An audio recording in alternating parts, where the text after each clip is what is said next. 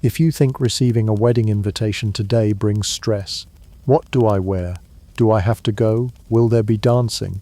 Then allow me to escort you back to the 1500s, when an invitation to a royal wedding was less joyful celebration and more mandatory tactful minefield with optional food poisoning. Let's start with who actually got invited. Forget your quirky cousin and high school friends. A royal wedding guest list in the 16th century was a tactful chessboard. If you were a noble, a bishop, a high-ranking merchant, a foreign ambassador, or even just a local lord with land and gossip to offer, congratulations, you were on the list. Not because the bride loved you or the groom knew your name, but because your presence meant something, and also because they might need to marry off your daughter next week. Of course, being invited didn't mean you were going to enjoy yourself. It meant you were about to be judged by every eyeball in the kingdom. Because in the 1500s, a wedding feast was where alliances were announced, rumors were confirmed, and your family's social standing was silently but very publicly measured based on where you sat and who you were placed beside. Table placement wasn't random, it was a social scoreboard. Sitting close to the royal couple, you mattered. Sitting in the back with a view of the latrine tents, you mattered. Your position at the feast was a reflection of your current power, your past service to the crown, and how much you were worth in gossip. It's like LinkedIn endorsements but with venison and passive-aggressive glances. And if you're imagining a delightful candlelit dinner full of laughter and toasts, absolutely not. You were more likely to be seated next to your mortal enemy, your in-laws, or that one count who once accused you of stealing his horse during a hunting trip. Why? Because feasts were designed to test diplomacy. And nothing screams let's keep the peace like sharing a trencher of boiled goose with someone who tried to poison your soup 3 years ago. Congratulations, you've been selected to sit 6 hours next to someone who once tried to poison you. Enjoy the lamb. Now, could you decline an invitation? Technically, yes. Realistically, not unless you had a death wish or an urgent case of the plague. Turning down an invitation from the crown wasn't just rude. It was seen as a potential insult, an act of defiance, or a veiled tactful message. Miss the wedding of the year and people might assume you were plotting something. Or worse, they'd talk about you like you had gout or a bad tailor. In some cases, your absence would be more discussed than your presence. Nobles knew this. Ambassadors knew this. Even aging aristocrats who could barely sit upright knew this. And so they came, dragging themselves across muddy roads, over hills, through disease-ridden cities, wearing their best, most impractical clothing, clutching gifts they couldn't afford, and praying their horses didn't get eliminated en route.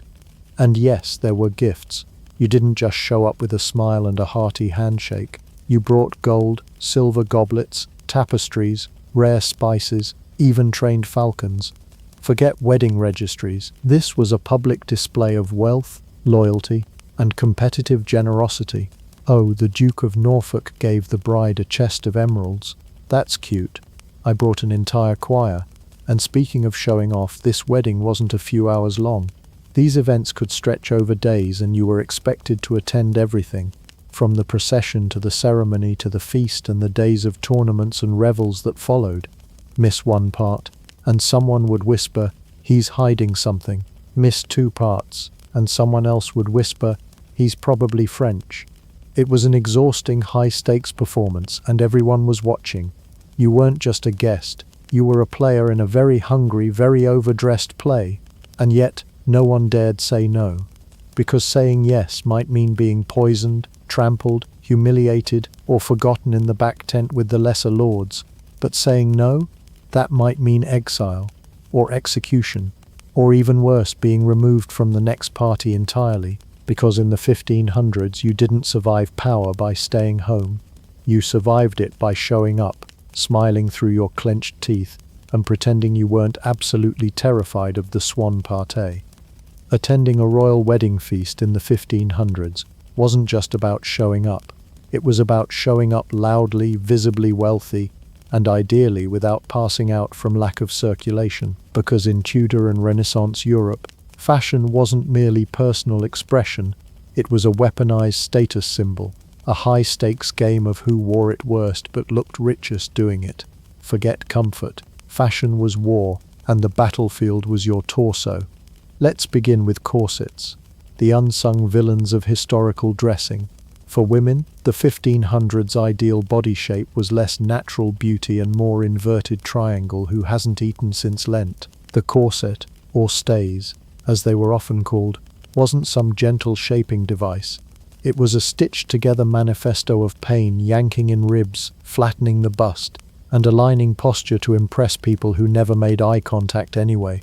Pair that with sleeves the size of roast hams and skirts wide enough to require their own gravitational field, and walking became a slow, deliberate waddle through layers of heat-trapping fabric. Wedding dresses often had up to 5 separate layers, including linen shifts, petticoats, bodices, farthingales, giant hoop skirts, and gowns stitched with enough brocade to qualify as armor.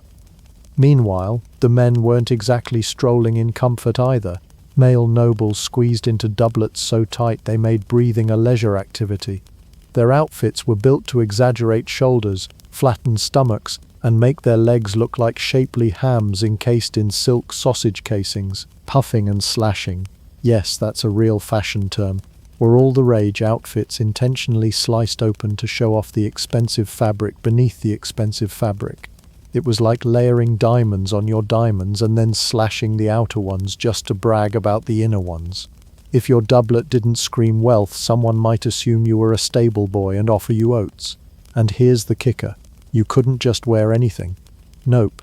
Your outfit was policed by a delightful set of laws known as sumptuary laws, legal restrictions designed to keep everyone in their social lane fashion-wise. These laws dictated exactly what you were allowed to wear based on your class and income. Fur trim, only for the upper crust. Purple silk, reserved for royalty or people close enough to the crown to smell its perfume. Gold thread, only if your annual income surpassed that of a small kingdom. If you dared to step out of line, say, wearing ermine when you were only authorized for squirrel fur, you could be fined, publicly shamed, or worse, whispered about by 5 duchesses and a bishop. This wasn't just fascism, it was a tactful outfit code, enforced to make sure no one accidentally dressed better than someone more important. Because in a world without ID cards or Twitter bios, your clothes were your resume, and showing up to a royal wedding overdressed was more than embarrassing. It was dangerous. Now let's talk headwear. A guest's hat was less about sun protection and more about spatial intimidation. Ladies piled their hair and headdresses high enough to scrape the undersides of chandeliers, often adorned with jewels, veils, and the occasional taxidermied bird. Yes, really. Men wore flat caps, bejeweled berets, or feathered monstrosities that could poke out an ambassador's eye at 20 paces. And shoes, not for walking, for flaunting. Many were made of velvet, lined with fur and studded with pearls, useless for mud, stairs, or anything resembling movement. But heaven forbid your footwear didn't glisten like a chandelier. In fact, there were actual fistfights at court over people daring to wear shoes flashier than those of higher-ranked lords. Let's not forget the accessories, belts so ornate they could double as blunt weapons, gloves perfumed to disguise the smell of other guests, and jewelry that weighed more than a newborn goat. Necklaces were layered to the point of resembling chainmail, only more expensive and significantly more flammable. And speaking of fire hazards, all of this luxurious garb was wildly flammable, especially when you're packed shoulder to sleeve in a hall lit by open torches and candles. If your sleeve caught fire during the 3rd course, the real tragedy wasn't the injury, it was ruining the embroidery. And here's the ultimate irony. These outfits weren't designed for comfort or practicality, but for sitting still and being admired. You couldn't dance freely, eat properly, or even go to the bathroom without an entourage of attendants and 5 minutes of undressing. But you looked fabulous. As long as you didn't faint, choke on your bodice, or get mistaken for a lesser noble. So if you were invited to a royal wedding feast in the 1500s, remember your clothes might get you in the door, but they could just as easily get you exiled, or trampled, or spontaneously combusted. But no pressure, just dress to impress, or suffer centuries of historical mockery. Here's a plot twist worthy of a Renaissance soap opera. Before guests stuffed themselves with peacock pies and candied walnuts at a royal wedding feast in the 1500s, they often spent days eating next to nothing. Yes, you read that right. The gluttonous extravaganza that awaited at the banquet table was often preceded by voluntary starvation, a peculiar combination of superstition, preparation, and performance anxiety, because in the 16th century, if you wanted to survive the royal feast, you first had to suffer for it. But why? Surely you'd want to bulk up before facing a 27-course food brawl featuring half the animal kingdom and enough sugar to put a modern dentist into a coma. Not quite. This was the era of appearances, where social survival mattered more than actual digestion. A royal wedding wasn't just about eating. It was about being seen eating, looking composed, and not exploding in public. Guests, especially the upper nobility, understood that bloating, burping, sweating, or losing consciousness mid-salmon pie were not great for one's reputation. And so the elite developed a strange ritual, feast fasting. Some fasted for 2 or even 3 days before the wedding, consuming only broth, herbal infusions, or tiny amounts of barley water. This wasn't for religious reasons, though piety was a convenient cover. It was because the court had evolved into a place where your collarbones did the talking, and heaven forbid your velvet tunic stretched slightly tighter than it did last season. Nothing says celebration like voluntary starvation, so your collarbones can compete with the swan centerpiece. Now, not everyone fasted the same way. Some opted for what can only be described as performance hunger. They'd nibble dramatically on dry bread in front of servants, sighing about the richness of the food they would soon face, as if preparing to wrestle a roast boar required inner discipline and a fragile constitution. For others, it was about avoiding gastrointestinal embarrassment. You see, the digestive systems of the 1500s weren't exactly supported by probiotics and food safety laws. People feared that mixing too many meats, sweets, and wines could turn your stomach into a fermentation cauldron, and if you were caught clutching your abdomen in agony while the bride danced past, your name would forever be Sir Loose Bowels of Essex. So fasting wasn't just for the vain, it was for the cautious. Still, vanity did play its part.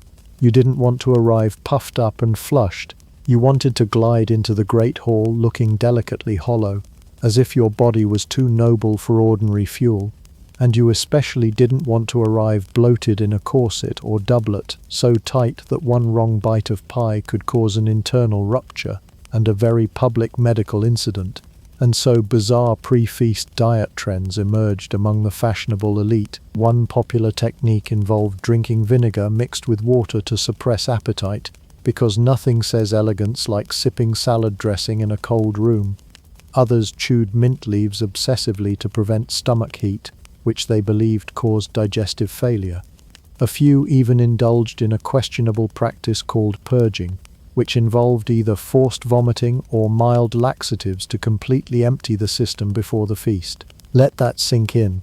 These people were pre-gaming a wedding by clearing the decks, because apparently the only way to truly enjoy roast stag and honey-glazed quail was to arrive absolutely categorically empty. But it wasn't just the body that was cleansed. Guests were advised to prepare the mind as well. Etiquette manuals from the time recommended quiet reflection, light walks, and prayer the day before a feast, partially for spiritual reasons, partially because excitement could lead to overeating, and overeating could lead to burping, fainting, or worst of all, public vomiting into your own hat. Even the timing of the fast was calculated. Eat too far in advance and your stomach might shrink, making it impossible to power through course 17, the decorative eel pastry. Eat too close to the event, and risk looking like a sweaty, overfed peasant who accidentally wandered in from the pig market. So they erred on the side of caution. They fasted, they sipped, they chewed mint like anxious rabbits, and they arrived at the royal feast delirious, hungry, fashionable, and quietly terrified. Of course, by the time the 4th course rolled in, most guests were seeing double. The combination of hunger, tightly laced clothing, and the first goblet of Hippocras, spiced wine, often resulted in nobles slumped sideways, their powdered faces pale and shining with the glow of early-stage meat fatigue. But it didn't matter. because they had arrived hungry, and that was what mattered.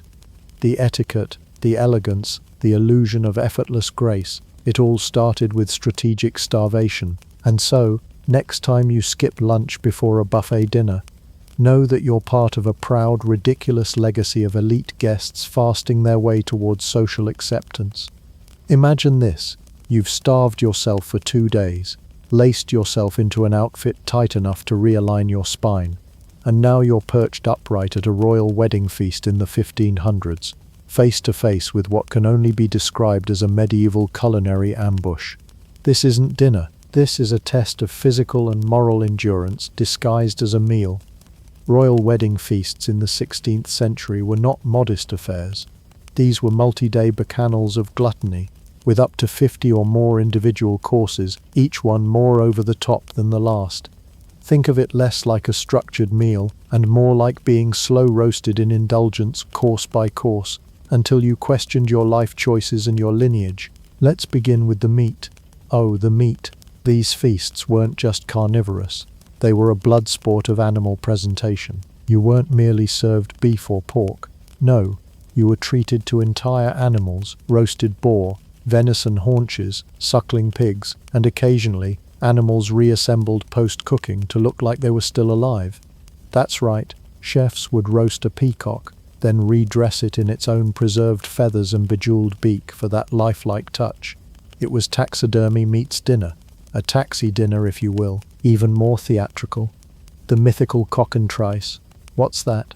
Only a horrifying hybrid of a roasted pig's lower body sewn onto a roasted capon's upper half or vice versa, served as a frankenbeast of high cuisine. It was meant to amaze, terrify, and probably guarantee a few sleepless nights. And if the meat parade wasn't enough, welcome to the jelly segment of the menu. No, not fruit preserves. These were savory jellies made from boiled hooves, bones, and fish skin, used to suspend small game birds, eggs, or sometimes entire vegetables. It was like eating your way through a medieval science experiment, only no one was wearing gloves and everyone pretended it was normal. Now, let's talk about the pastries, which ranged from delightful to possibly cursed. Pies were a staple, but forget the modern apple variety. These were meat pies, stuffed with pigeon, rabbit, or eel, sometimes all three at once, because why have one meat when you can confuse your palate completely? And then there were the coffin pies. These weren't named for the way they made you feel after eating them, though that would have been appropriate. The term coffin referred to the thick, inedible pastry crusts that acted more like medieval Tupperware, meant to preserve the meats inside during cooking and presentation. You didn't eat the crust, you just cracked it open like an ancient tomb and hoped nothing moved. But just when you think you've seen it all, cue the subtleties. Now, subtleties were not what the name suggests. There was nothing subtle about them. These were elaborate sugar sculptures served between or after courses, often designed as castles, mythical creatures, or full-blown tactful satire in edible form. Imagine biting into a unicorn made of hardened sugar, only to realize it's also a jab at the French ambassador. Some subtleties were animated. Yes, animated. Chefs used mechanisms and pulleys to make sugar dragons flap their wings, or have marzipan jesters do a clumsy jig before being devoured. One infamous subtlety reportedly involved a life-size sugar model of a defeated enemy king being ceremonially stabbed by dessert forks. Nothing says best wishes to the bride and groom like passive-aggressive sugar violence. And in between all of this, endless trenchers of bread, bowls of candied fruits, dried figs rolled in honey and spices, gallons of creamy porridge, and at least one regrettable fish dish that smelled like low tide in July. By course 12, you're no longer eating, you're just submitting to the food gods and hoping for mercy. And let's not forget the sauces. There was a sauce for everything. Mustard sauces, vinegar sauces, clove and honey sauces. Sauces made from fermented fish, which, yes, smelled exactly as you'd fear. The rich drenched their food in these not only for flavor but also to flaunt their spice access. Oh, is that saffron? I barely noticed. I just toss it on my eel roulade like salt.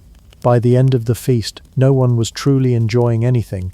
Guests didn't dine so much as endure. You were expected to maintain a noble posture while internally unraveling, your insides slowly transitioning from digestion to full-scale rebellion. It was a contest of who could look the most elegant while slowly dying inside. And remember, this wasn't the full wedding celebration. This was just one feast in a series of several, so even if you survived course 32, duck egg custard floating in rosewater jelly, you had to mentally prepare yourself for tomorrow's trout parade and another peacock doing a comeback tour.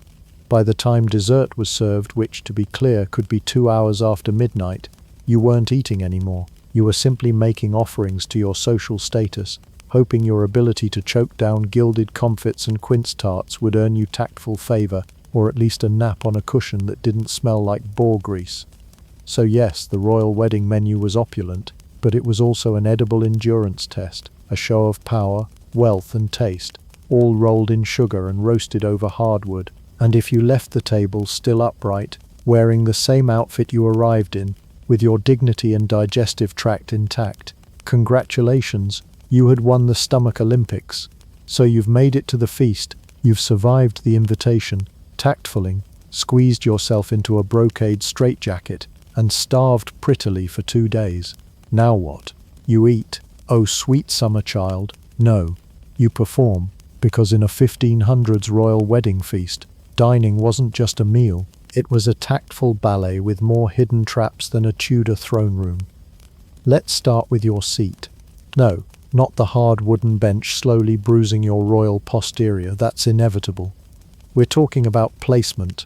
Where you sat at the table was a full-blown statement about your status, your allegiances, and whether you were currently in the monarch's good graces or one scandal away from being invited to the tower, too close to the bride and groom, and people might assume you were getting ideas above your station.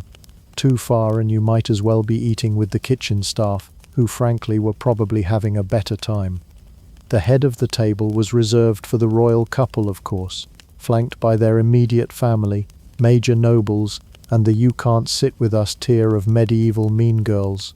The closer to the salt, yes, literally a fancy salt cellar, the higher your status. It wasn't just a condiment, it was a social divining rod. Now, if you thought the seating chart was stressful, wait until you hear about the order of eating. The high table didn't just get their food first. They were expected to lead by example. You didn't touch a morsel until the top of the pecking order lifted their spoon, or more accurately, their dagger, because cutlery was a flexible concept. If you were impatient and tucked into your venison pie before the king gave so much as a nod, you weren't just rude, you were potentially insulting the entire royal family. Congratulations, you just committed edible treason. As for the food distribution, oh, it came with a hierarchy all its own. The choicest cuts went to the most important people. If you were a mid-tier noble, expect something like goose or pheasant. If you were a distant cousin of the groom's wet nurse, you might get some suspiciously chewy bread and a side-eye. Even how the meat was carved mattered. Literally, there was a designated carver, often a nobleman trained in the sacred art of slicing roast peacock in front of a crowd without sweating or swearing, and woe unto him if the bird's head fell off before the dramatic presentation. Now here's where the real fun begins, table manners. This wasn't your average elbows off the table scenario. No, etiquette here was a minefield designed by sadists with powdered wigs. For example, wiping your mouth with the tablecloth wasn't just considered gross, it was an offense. The linens were expensive, hand-embroidered, and intended to look good in paintings, not clean up your pigeon pie drool. And don't even think about leaning on the table. It implied sloth, laziness, or that your corset had finally won the battle against your spine. Either way, it would be noticed and possibly gossiped about by the Duchess of so-and-so 3 counties over. There were even unspoken rules about what you talked about. Safe topics included praising the monarch's health, complimenting the food even if it tasted like dirt and regret, and politely ignoring the fact that your neighbor was a known conspirator who tried to overthrow the Queen last Easter. Unsafe topics, literally anything else. And the daggers? Yes, everyone had one. Cutlery in the 1500s was BYO. Bring your own. and it was perfectly normal for each guest to unsheathe their personal eating knife. Of course, in a hall full of tense nobility, court rivals, and foreign ambassadors, what could possibly go wrong? At least once per decade, a feast ended in bloodshed over a misunderstood glance, a spilled goblet, or someone being served the wrong leg of lamb. But here's the kicker. All this effort, stress, and danger was performed with constant observation. You were being watched, not just by servants who were strategically placed to listen for gossip, but by other guests waiting to record your every faux pas in letters they'd gleefully send home. Dearest mother, Lord Witherspoon used the fish knife on the beef, and the Duchess nearly dropped her wig. If you made it to dessert without embarrassing yourself, starting a war, or accidentally insulting the Spanish ambassador, congratulations, you survived the etiquette gauntlet. Just don't trip on your way out, because nothing undoes a perfect performance faster than face-planting into the almond custard. And remember, in the 1500s, the difference between dinner guest and diplomatic disaster was as thin as the gravy, and just as slippery. If the grand hall was the theatre of a royal wedding feast, then the kitchen was the backstage horror show, a sweaty, smoky, fire-breathing behemoth filled with more danger than flavour. Welcome to the 1500s, where food preparation was less about seasoning and more about survival. Let's begin by clarifying what kitchen meant at a royal palace in the Tudor era. It wasn't a cozy room with hanging copper pots and a cheery cook humming over a stew. No, this was a full-blown industrial complex, often separate from the main residence to avoid burning the whole castle down, a frequent risk. The kitchen at Hampton Court Palace, for instance, spanned multiple rooms and employed over 200 staff just to keep up with the daily food requirements, and that was on a regular day. Now imagine that on wedding feast mode. At a royal wedding banquet, the culinary operation became medieval military logistics with meat. We're talking hundreds of animals slaughtered, plucked, stuffed or flayed, entire oxen roasted over open fires, with teams of servants turning spits as if they were rowing a galley straight into the heart of Mount Doom. Speaking of which, spit boys, often just young boys between 8 and 12, were tasked with standing next to those hellish flames for hours, manually cranking the rotation. There were no breaks, no hydration stations, just endless meat and heat. Child labor, the secret spice of Tudor cuisine. The kitchen's main soundtrack wasn't sizzling or laughter. It was screaming, coughing, and the occasional crash of someone fainting into a vat of goose fat. These kitchens were sweltering, smoke-choked caverns. There was little to no ventilation, and the concept of workplace safety was about 500 years in the future. You didn't wear gloves, you didn't have burn cream, you just had prayer, blisters, and an endless supply of live poultry. Let's talk staffing. You had the master cook, the terrifying boss who oversaw everything, and his army of minions, fleshers, sauce makers, pie makers, bakers, larders, scullions, and something called a turnbroach, which sounds like a wrestling move but was actually the spit-turner's official title. Below them, the scullions had the worst job of all, cleaning everything. Every cauldron, every platter, every inch of grease-coated surface. These poor souls lived in a permanent fog of fish guts and onion skins. The hierarchy was brutal. If you were lucky, you got to baste the roast peacock with saffron. If you weren't, you were peeling root vegetables until your fingers went numb, or plucking feathers off a goose that hadn't quite finished dying. And don't forget the ever-present danger of fire, boiling oil, butchering knives, and your fellow workers. Tempers ran as hot as the ovens. One wrong word and you could find yourself face down in the mincemeat. Accidental stabbings? Common. Petty sabotage? Practically tradition. And here's the kicker. The royal couple never even saw you. All this back-breaking labor happened behind the scenes. When the food finally emerged, mountains of glazed ham, towers of candied fruit, pies hiding live birds, it was paraded out by ushers and footmen, polished and perfect like it had been kissed by angels and not birthed in a sweat-soaked hellhole. Let's not forget the storage problems. Refrigeration wasn't invented yet. Keeping meat from rotting before it hit the platter required a complicated ballet of salting, spicing, smoking, or straight-up wishful thinking. If the meat turned before the feast, tough luck, they'd just drown it in sauce and hope no one noticed. Bon appetit. Then there's the math. Feeding a few hundred guests required tens of thousands of ingredients, over 1,000 eggs, dozens of barrels of ale, piles of sugar that could bankrupt a small village. Every item had to be sourced, transported, inspected, and prepared on time. And there was no such thing as a second chance. If the roast venison wasn't ready by the trumpet call, you'd better start preparing your goodbye speech to your kneecaps. By the end of the feast, the kitchen looked like a battlefield, bones strewn everywhere, wine stains on everything, fire still smouldering, and one or two missing apprentices no one bothered to account for. And tomorrow, the cleanup began. So the next time you microwave your leftovers and feel annoyed that it took longer than 90 seconds, just remember, some poor Tudor spitboy turned an entire boar on a rotating rod while dodging sparks and ducking flying cleavers, and he never even got to taste it. Truly, the kitchen was the unsung horror of the royal wedding feast. It wasn't just about feeding the elite. It was about surviving long enough to do it again next week for someone else's coronation, christening, or mild diplomatic visit. Hygiene in the 1500s. A concept so foreign to Tudor society that if it showed up to the feast, it would have been asked for its invitation and politely shown the dung-filled door. Let's start with a simple truth. Cleanliness at a royal wedding feast was not even remotely close to our modern standards. Actually, the phrase cleanliness is next to godliness didn't even exist yet, and if it did, people might have assumed it was a new kind of plague. Imagine you're seated at a table lined with nobles, clergy, and maybe a Flemish ambassador who smells faintly of goat. You're parched. A servant hands you a chalice of wine. You take a sip, refreshing, then you pass it to your neighbor.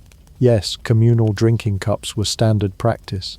One cup, dozens of lips, zero sanitizing. Well, if your immune system wasn't Olympic level, congratulations, you're patient zero for next week's noble flu. The same logic applied to finger bowls and napkins, assuming they were even available. Shared, reused, and rarely cleaned. You'd have better odds washing your hands in a pond and drying them on a goose. Now let's talk about meat. Oh, the meat. Feasts of the 1500s involved whole roasted animals, pies stuffed with smaller animals, and suspiciously shiny sausages. But before that venison hit the table, it had usually endured several days of questionable storage conditions. Refrigeration? Nope, just cool rooms, which is 16th century for a place slightly less hellish than the kitchen.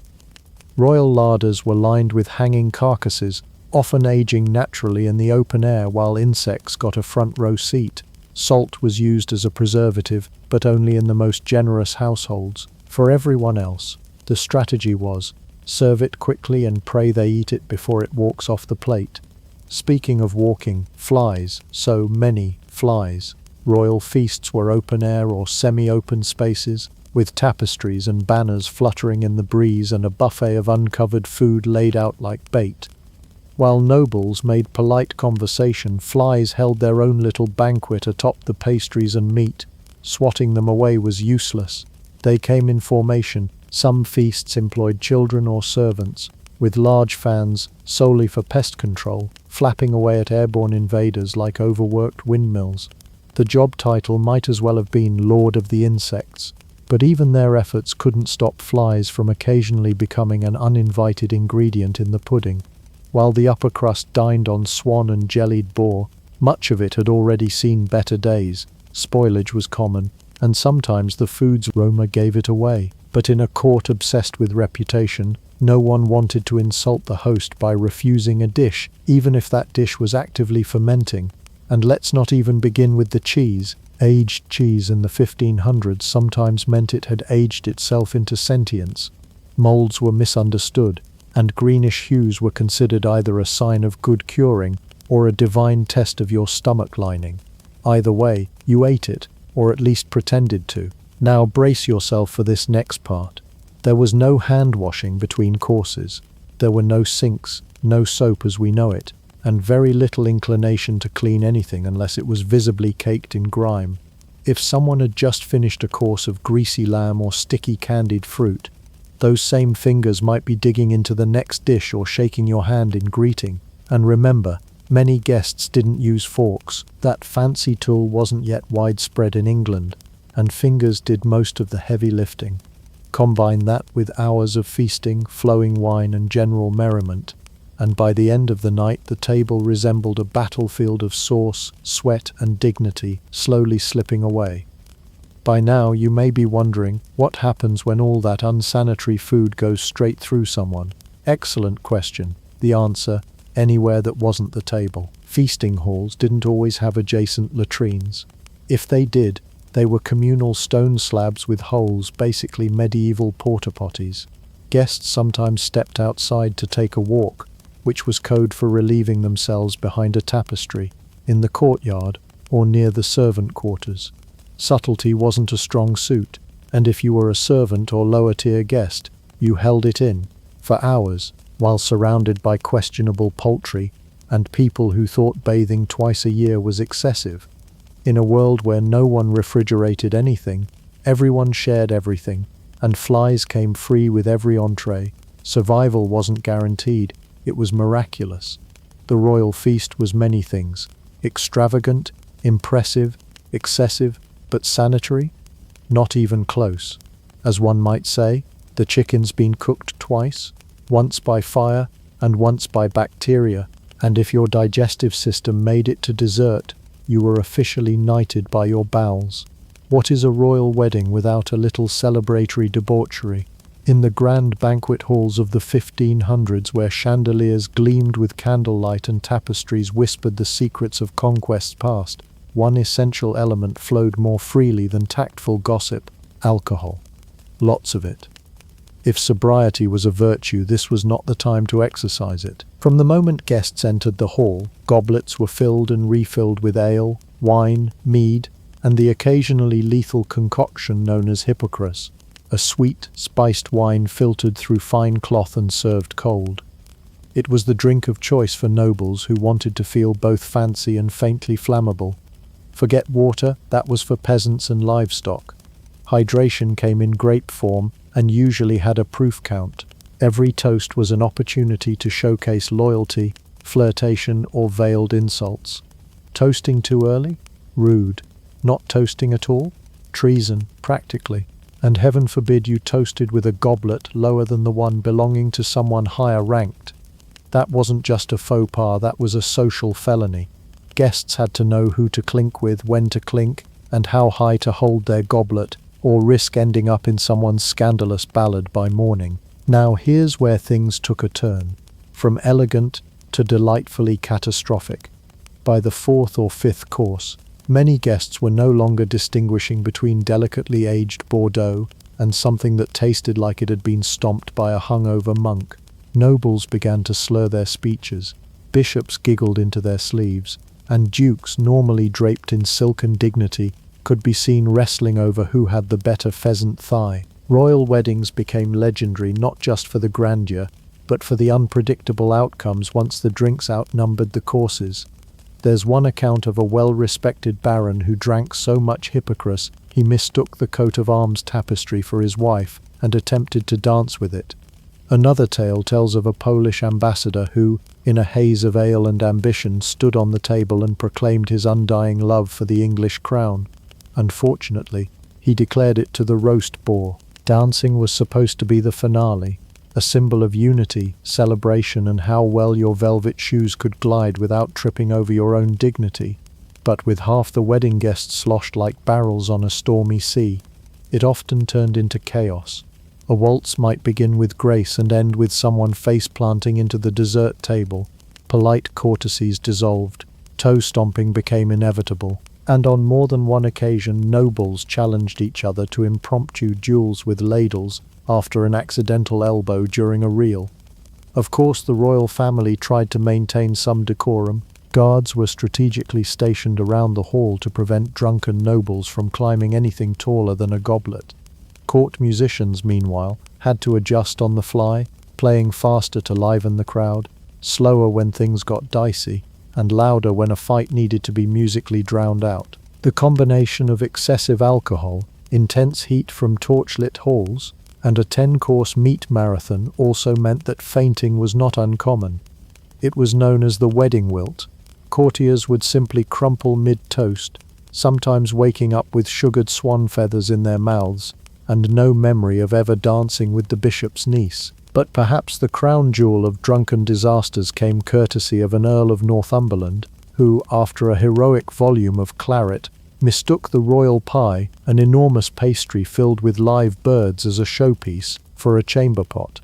One bird allegedly escaped, flew into a flaming candelabra, and turned a wedding celebration into a brief but memorable fire drill. Yet, for all the mishaps, the chaos, and the aristocrats accidentally proposing to their cousins, the excessive drinking served a purpose. In the alcohol-soaked haze of a royal wedding, enemies could be pacified or at least too drunk to argue, marriages could be cemented with sloppy kisses, and alliances could be toasted into temporary existence. Everyone was too tipsy to start a war, or remember who insulted whom. So, if you were a 16th century guest at a royal wedding, your options were clear: drink to celebrate, drink to forget, or drink because your goblet had been refilled every 5 minutes since your arrival. Just try not to end the evening trying to joust a pastry swan with a table leg. You've survived the fashion gauntlet, starved yourself into visibility, been force-fed 15 courses of poultry, jellies and meat sculptures, dodged scandal with your cutlery, and avoided spontaneous combustion in the kitchens. Congratulations, you've made it to the post-feast entertainment where your reward is a chaotic swirl of music, danger, and noblemen accidentally jousting the decor. Now, royal wedding entertainment in the 1500s was not simply a bit of dancing and a nice harp solo. Oh no, this was the age of sensory overload, before electricity had even been invented. Entertainers were brought in from all over Europe. If they could play, sing, balance on a rope, or tame a bear, they were in. And if they couldn't, well, they might still be in if they were funny when falling down. First came the minstrels. Think of them as Tudor Spotify. Except instead of choosing your favorite playlist, you just got whatever the King's Court had paid for that week. They'd serenade the room with lutes, viols, and recorders, the musical kind, not nosy journalists, singing tales of heroic knights, unfaithful lovers, or cows with suspiciously human emotional arcs. If the bride was particularly lucky, there might be a bawdy ballad featuring her name rhymed with something barely appropriate, courtesy of a bard with too much hippocras in his system. Then came the acrobats and tumblers, human origami, cartwheeling between goblets and goose bones. They wore garish tights, grinned like madmen, and flipped through the air in rooms with ceilings not much higher than your average broom closet. It was more a test of how many bruises they could survive than a graceful display of agility. Occasionally, an overzealous leap would knock over a noblewoman's towered hairpiece, or send a turkey platter sailing into a bishop's lap. Applause or awkward silence often depended on whose lap it was. If you were lucky or unlucky, depending on your opinion of medieval cruelty, there might also be animal sports. Bear baiting was not uncommon, a grim spectacle where a chained bear was pitted against dogs while the guests sipped wine and pretended this was normal behavior. In slightly less horrifying news, there were performing animals too, trained monkeys, dancing dogs, and even parrots taught to insult Frenchmen in Latin. One particularly famous event involved a goose dressed as a knight being challenged by a pig in armor. The pig won, barely.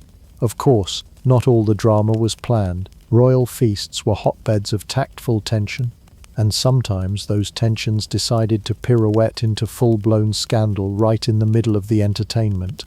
A jester might make a joke a little too pointed about the Duke of Norfolk's new imported wife, or two rival families might both reach for the same pear tart and suddenly remember that one of them burned the other's castle to the ground last summer. Duels were not unheard of. A harsh word, a jealous glance, or the clumsy spilling of wine on a silk doublet could result in a gauntlet being thrown or at least dramatically dropped, followed by a drawn sword and a panicked scattering of guests. Sometimes the fight was real, and sometimes it was more of a drunken swat fest with all the grace of two toddlers wrestling in pudding. Either way, furniture was often sacrificed. One memorable evening recorded in a court diary ended with 3 fainting duchesses, 1 trampled poodle, a broken balcony, and an entire roast peacock used as a projectile. Nobody remembered who got married that day, but the story of the flying poultry lived on. And let's not forget the poetry battles. Yes, nobles sometimes fancied themselves poets, especially after a few goblets of mulled wine. A verse duel could spontaneously erupt, with tipsy lords competing to outrhyme each other with increasingly ridiculous declarations of love, wit, or personal hygiene. The only winner was the audience, assuming they could stop laughing long enough to hear the final stanzas. All of this unfolded while liveried servants scurried across the room, dodging acrobats, preventing guests from tripping over their own feathered sleeves, and occasionally dragging out someone who had passed out on a cushion with a turkey leg still in hand. The best part? You couldn't leave until the king said so. Even if your corset had fused with your ribs and your feet had developed their own angry personalities, if your carriage driver had partaken too much in the mead fountain, you were spending the night there, or worse, in a hay cart next to a disgraced baron and a half-sober juggler named Maurice. Come for the dancing. Stay because your carriage driver got drunk and challenged the horse to a duel. After the last lute string was plucked and the final flagon of hippocras drained, the guests at a Tudor royal wedding faced the real test of nobility, surviving the aftermath without groaning too loudly. You see, when you combine 100 pounds of meat, a gallon of spiced wine, questionable hygiene, and the emotional whiplash of court, what you get isn't just a hangover, it's a medical mystery wrapped in velvet and regret. Let's start with the most immediate concern: digestion, or rather, the lack of it. Tudor banquets didn't just push the boundaries of opulence, they bulldozed them with gravy. Rich meats, dense pastries, and cheese that had been aging since the last royal scandal left even the hardiest stomachs begging for mercy. Noblemen groaned beneath layers of embroidered wool, clutching their midsections and wondering if gout could strike mid-dance. Indigestion was so common it might as well have been on the guest list. And vomiting, practically a tradition. Bowls for relief were not uncommon, especially after dessert, when sugar and wine collided like two carriages on a foggy lane. Of course, nobody admitted to being ill. Nobility didn't vomit, they relieved the humours. But that didn't make the sounds any more pleasant echoing down the stone corridors. This is where the royal physicians, equal parts alchemist and well-dressed guesser, entered the scene. With a dramatic flourish and absolutely zero medical understanding, they recommended the classics: rose water for cooling the blood, ground pearls for calming the stomach, and enemas because, well, it was Tuesday. If things were especially dire, leeches might be summoned, which somehow always made the patient feel worse before they felt, well, still worse, but in a new and exciting way. Of course, if all else failed, there was always prayer. After all, many ailments were seen as divine punishment, or just the result of eating shrimp mousse that had been sitting out since sunrise. So while the choir boys were still trying to hit the final amen, more than one guest could be found quietly whispering their last rites in the corner, next to a tapestry and a half-finished goose. And let's not forget the gout. Ah yes, the aristocrat's companion. Caused by excessive meat and wine, it was essentially a trophy for having eaten like a monarch and lived to limp about it. Nobles wore their swollen feet like badges of honor, though the hobbling the next morning did take the shine off those jewel-encrusted shoes. It's just the weather, they'd insist, teeth gritted, as they refused the stairs and were gently wheeled to their carriage like bloated porcelain dolls. Servants, meanwhile, had their own aftermath to survive.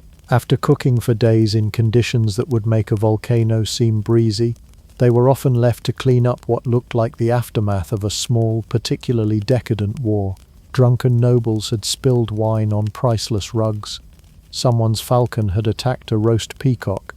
The jester was passed out in the butter dish. A harp was mysteriously missing. And let us not overlook the tactful hangovers.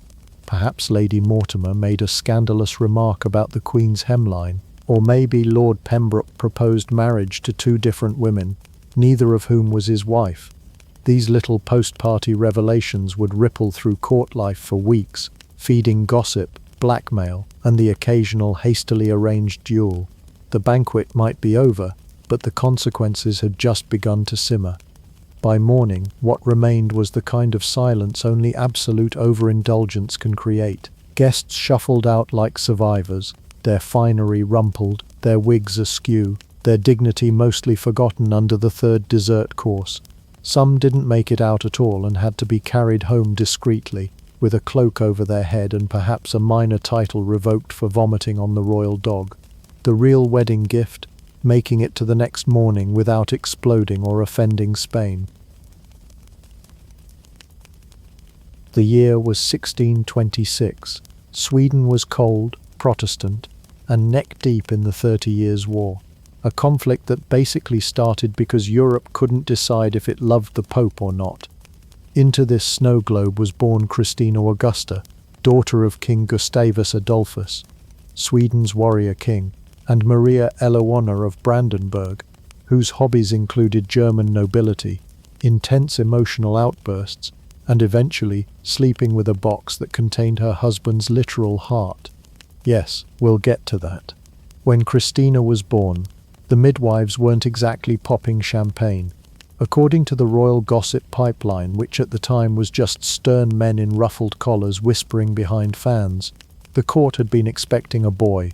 The kingdom needed a strong heir, someone who could lead armies and grow a beard worthy of a battle painting. Instead, out came a tiny squalling girl with so much hair and such a robust set of lungs that she was initially mistaken for a boy anyway. Christina herself would later joke about this in her memoirs, noting that the disappointment in the room was so thick you could spread it on rye bread. But her father, he wasn't bothered one bit. Gustavus looked at this fuzzy baby and said, essentially, close enough. He declared her his heir, which threw many a powdered wig into a moral and political tailspin. Sweden had never had a reigning queen before, not one who ruled alone anyway. But Gustavus was a man of vision, and possibly sleep deprivation, and decided that Christina would be raised to rule like a king, gender be damned.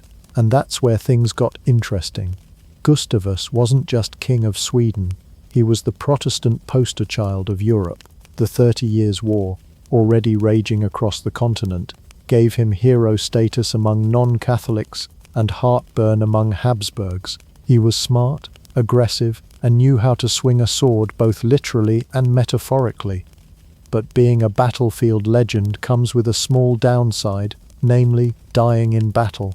In 1632, when Christina was just 6 years old, Gustavus met his end at the Battle of Lutzen, in what is now Germany. It was muddy, bloody, and ultimately left Sweden without its star player. And that's how little Christina became queen, while still needing a step stool to reach the royal buffet. Now let's talk about her mother. Maria Eleonora did not take widowhood well, or quietly. She wasn't what you'd call emotionally stable before her husband's death, and afterward she cranked the grief dial all the way to Shakespearean tragedy. She kept Gustavus's embalmed heart in a golden casket, because nothing says closure like cuddling a cardio organ. For months she dressed in black, kept the castle in a permanent state of funeral gloom, and treated her daughter like a reminder of everything she'd lost. Which is, let's be clear, not how you build a well-adjusted monarch. Maria called Christina her little monster, and more or less neglected her. That meant Christina had to grow up under the supervision of the Swedish Riksråd, the royal council. These were a bunch of elderly men who had never expected to raise a child, let alone one with royal authority and an early love for sarcasm. While they wrung their hands over her stubbornness and tomboy antics, Christina soaked up books, strategy lessons, and statecraft with the hunger of a queen in training who had no time for dolls.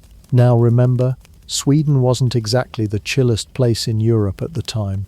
It was still establishing itself as a military and economic power. The country's stability rested on the very tiny shoulders of a very unusual child. The people wanted reassurance.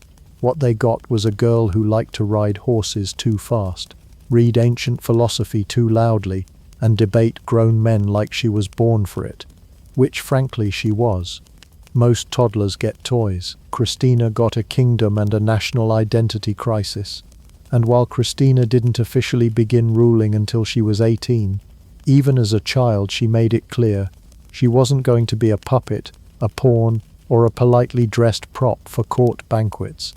If Sweden expected a docile queen who embroidered in silence, they were going to be sorely disappointed. Instead, they got a girl with political instincts sharper than her tutor's quills, and a deep suspicion of authority, even when she was the authority. By the time she hit her teens, Christina was reading military reports like novels and asking her council questions that made them sweat through their lace collars. Sweden had never seen anything like her, and wasn't sure it ever wanted to again. But ready or not, she was here. The throne was now hers. The war still raged on the continent. Her mother was still sobbing into a heart-shaped box, and Christina, clever, contrary and already allergic to expectations, was only just beginning. From an early age, Queen Christina of Sweden displayed a deep, passionate and often inconvenient love for one thing. Knowing everything about everything, and not in a casual, "oh, I dabble in Sudoku" way. No, Christina inhaled knowledge like it was oxygen, and the library was on fire, while most 17th century royal girls were being gently introduced to the concept of embroidery and how not to trip during a curtsy. Christina was reading entire volumes of Roman history, asking questions about metaphysics, and writing marginal notes like, "this is stupid." At this point, the palace staff probably thought she was either destined for greatness or possessed by the ghost of Cicero. Her formal education was no less intense, because she'd been raised as heir to the throne, not royal eye candy. She received the kind of schooling normally reserved for military princes or power-hungry dukes in training. Christina was fluent in Latin by age 9, and by her teens she'd added Greek, Hebrew, French, German and Italian to the mix, casually putting modern-day language apps to shame. Her knowledge of ancient philosophy wasn't surface level. She could quote Aristotle while fidgeting through a council meeting and argue Aquinas like a caffeinated theology professor. She once wrote that she loathed ignorance and considered lazy minds to be an actual offense against God. Subtle, she was not. Her days were packed with lectures on law, rhetoric, history, mathematics and political science. She didn't just attend these sessions, she dominated them. Tutors who had expected to spoon-feed lessons to a giggling royal daughter quickly found themselves being cross-examined by a girl who took notes in Latin and could identify their weak arguments before their afternoon tea arrived. She read Plato like some people read gossip columns, passionately and slightly offended. But Christina wasn't just interested in theory. She studied realpolitik, diplomacy, military tactics, and the finer points of running a kingdom that had a tendency to burst into frostbite and rebellion at the same time. She was particularly drawn to Stoicism, which, for a teenage girl in a corset, must have sounded like a dream philosophy. Don't show emotion, don't complain, and endure everything with calm. It was basically how she had to survive dinner with half the royal council anyway. Now, in theory, this kind of education should have made Christina the pride of the Swedish court. Instead, it made her their perpetual migraine. The nobles weren't sure what to do with a royal woman who knew more than they did, about literally everything. Worse, she had no patience for flattery, feminine modesty, or aristocratic small talk. While noble daughters were mastering the art of the gracious smile and the socially acceptable feint, Christina was rolling her eyes through state dinners and doodling miniature battle maps on linen napkins. And then there were the suitors. Oh, the poor, unfortunate suitors. By her teenage years, Christina was technically marriageable. Emphasis on technically. European courts began sending letters, portraits, and aggressively polite sons to Stockholm in hopes of becoming the next king of Sweden. Christina, in response, met most of these men with a shrug, a lecture on Roman government, and a disapproving squint. She found the whole idea of marriage suffocating, not just because it meant political compromise or dynastic duty, but because it meant interrupting her studies. And to Christina, that was criminal. She once said she had no inclination for married life, and no, she didn't want to bind herself to the sort of man who cannot even quote Cicero. That's paraphrased, but barely. Christina was allergic to weddings and corsets in that order. Her disdain for courtly femininity extended beyond marriage proposals. She refused to spend hours on her appearance, wore clothes that blurred gender lines, and insisted on practical, unfussy garments that allowed her to walk, ride, and think without tripping over silk. Ballrooms bored her. Needlepoint made her twitchy. Gossip was an insult to her time. And as for fashion trends, let's just say she'd rather wear armor than an embroidered bodice. Instead of surrounding herself with ladies-in-waiting and harp music, she packed her court with intellectuals, artists, theologians, scientists, and men who could argue about Plato without falling asleep mid-sentence.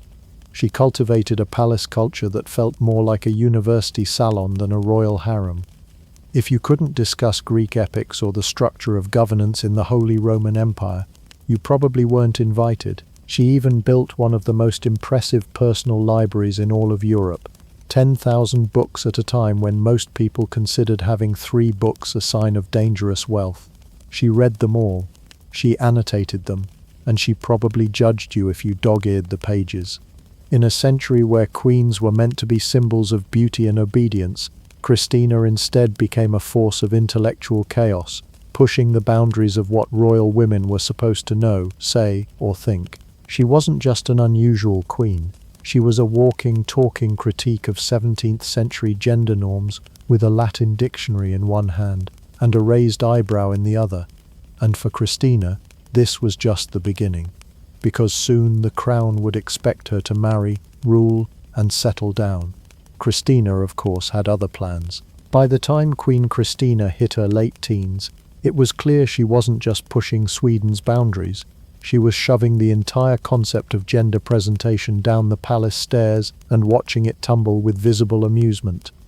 In an era when a woman's wardrobe was practically a personality test, laced corsets, towering wigs, skirts large enough to shelter a small army, Christina looked at all that fabric and said quite confidently, "Absolutely not." Where other queens floated like ornamental chandeliers in brocade and velvet, Christina stalked through court in boots, tailored coats and breeches like she had an overdue thesis on Machiavelli and no time for tulle. She wasn't cross-dressing for shock value. She was dressing to breathe. Literally, corsets were medieval torture devices masquerading as fashion, and Christina had zero patience for spending an hour getting laced into something that restricted both her lungs and her dignity. Her wardrobe choices weren't about rebellion for rebellion's sake. They were an extension of her autonomy. She wore what let her ride, debate, fence, pace, think, and eat bread like a free human. Christina dressed like a Renaissance boy genius attending a philosophy rave. The court, predictably, didn't know what to do with this. Sweden's elite nobles, most of whom had powdered wigs, delicate egos, and an obsession with tradition, were baffled by their queen's refusal to conform. Female monarchs were supposed to project opulence, modesty, and delicate charm. Christina projected unbothered intelligence and practical outerwear. It threw the whole court aesthetic off balance. Foreign ambassadors often left meetings with Christina in a state of stylish confusion. Reports sent back to France and Spain read like the world's earliest fashion reviews/panicked political assessments. One described her as neither holy woman nor holy man, while another noted she wore her hair in a short, boyish fashion and conversed with great wit and alarming directness. Basically, she unnerved them, and she did it in trousers. She walked into diplomatic meetings like she was about to challenge someone to a duel or a debate, and that wasn't far off. Christina carried herself like a philosopher king from a different age. When she met visiting dignitaries, she didn't wait for their compliments. She greeted them with questions about theology, politics, or military strategy, all while wearing the kind of tailored doublet that would make most dukes reconsider their tailor. At one point, she scandalized the French by meeting their ambassador in clothing more suited to a hunting expedition than a throne room, to which Christina probably replied, "Good. Now let's talk about Descartes." This wasn't drag. It wasn't costume. It was self-definition in an age where that could get you exiled, imprisoned, or worse. Christina didn't just ignore the gender norms of her time. She steamrolled them while quoting Aristotle. Even in portraiture, where royals could airbrush reality into something more flattering, Christina allowed artists to depict her in androgynous fashion. No delicate cleavage, no dripping jewels, no dainty gloves perched on a velvet pillow. Instead, you got a stern gaze, broad shoulders, a sword at the hip, and possibly a book in her hand. She didn't want to be admired. She wanted to be respected, and respect didn't come in silk. Behind this all was a bigger truth. Christina didn't see gender as a defining trait. She once wrote that she had a masculine soul in a feminine body, a phrase that sent conservative Europe into a minor existential spiral. She didn't think of herself as confined by womanhood, or at least not by the way it was defined at the time. She viewed herself as sovereign first, person second, woman third, and all of that came with sword belts, not sashes. She even had her own brand of swagger. According to eyewitnesses, she walked with purpose, not the floating, delicate drift expected of a lady, but the confident stride of someone who'd just solved a complex military logistics issue and now needed a snack. She wasn't graceful in the conventional sense. She was formidable, and her clothes made sure everyone in the room understood that. But of course, this all came at a cost. Her choices, however practical and self-empowered, made her the subject of endless rumor and thinly veiled criticism.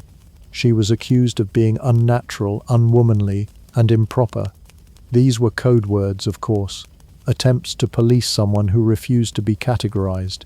Christina didn't care, or rather, if she did, she certainly didn't dress like it. To her, the idea that womanhood meant uncomfortable dresses and forced smiles was a scam, a performance she never auditioned for. She had philosophy to read, nations to manage, and zero interest in becoming anyone's fashion doll. The only lace she liked was the kind between book pages, and so while the rest of Europe kept stuffing its women into corsets and its queens into passive roles, Christina stood out like a philosophical lightning bolt in leather boots. She wasn't trying to shock, she was trying to live, and living, for her, meant never asking permission to breathe. Most monarchs fill their courts with loyal flatterers, impeccably dressed diplomats, and the occasional cousin who needs a job. Queen Christina of Sweden, on the other hand, curated her court like an intellectual talent scout for the world's nerdiest Renaissance festival. While other rulers wanted obedience, decorum, and the occasional festive lute solo, Christina wanted something more specific: brains, arguments, and the kind of company that made everyone else at the royal dinner table feel uncomfortably underread. If you could quote Cicero, debate the soul, translate Aristotle, or write a depressing but profound play, you were probably on her guest list. If you preferred small talk, ballroom dancing, or polite silences, please report to literally any other court in Europe. Christina was building something closer to an intellectual commune than a monarchy. Her palace was filled not with courtiers and gossiping duchesses, but with scholars, theologians, alchemists, playwrights, and one guy who tried to measure the angles of angels for science. Probably. Her official title was Queen of Sweden, but her real job seemed to be head librarian of the most chaotic book club in Europe. And presiding over this brilliant chaos was Christina herself, constantly asking questions like, "What is truth?" and "Do fish have souls?" At breakfast, she was the beating heart of this Enlightenment Petri dish, pushing everyone around her to think harder, dream bigger, and please stop quoting that one Roman poet out of context. But perhaps her most famous intellectual recruit was none other than René Descartes, the French philosopher best known for saying, "I think, therefore I am," which Christina immediately took as a challenge. In 1649, she summoned Descartes to Stockholm, eager to learn from him in person. For the French philosopher, it was the opportunity of a lifetime: travel to Sweden, advise a queen, enjoy royal patronage. What she didn't mention in the invitation: Sweden's weather was essentially weaponized cold, and Christina scheduled their philosophy lessons at 5 in the morning in an unheated library. Because nothing says mental clarity like frozen toes and existential dread before sunrise.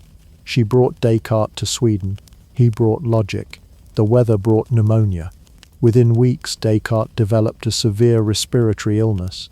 Within months, he was dead. While there's debate about whether pneumonia or Christina's insistence on early morning stoicism was to blame, one thing's certain: Descartes never got the chance to say, "I regret, therefore I leave."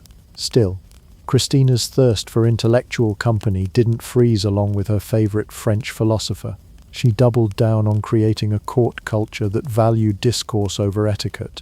Her court became famous or infamous for its gatherings, where instead of ballroom dancing, people argued about free will, the nature of monarchy, and whether God had a favorite geometric shape.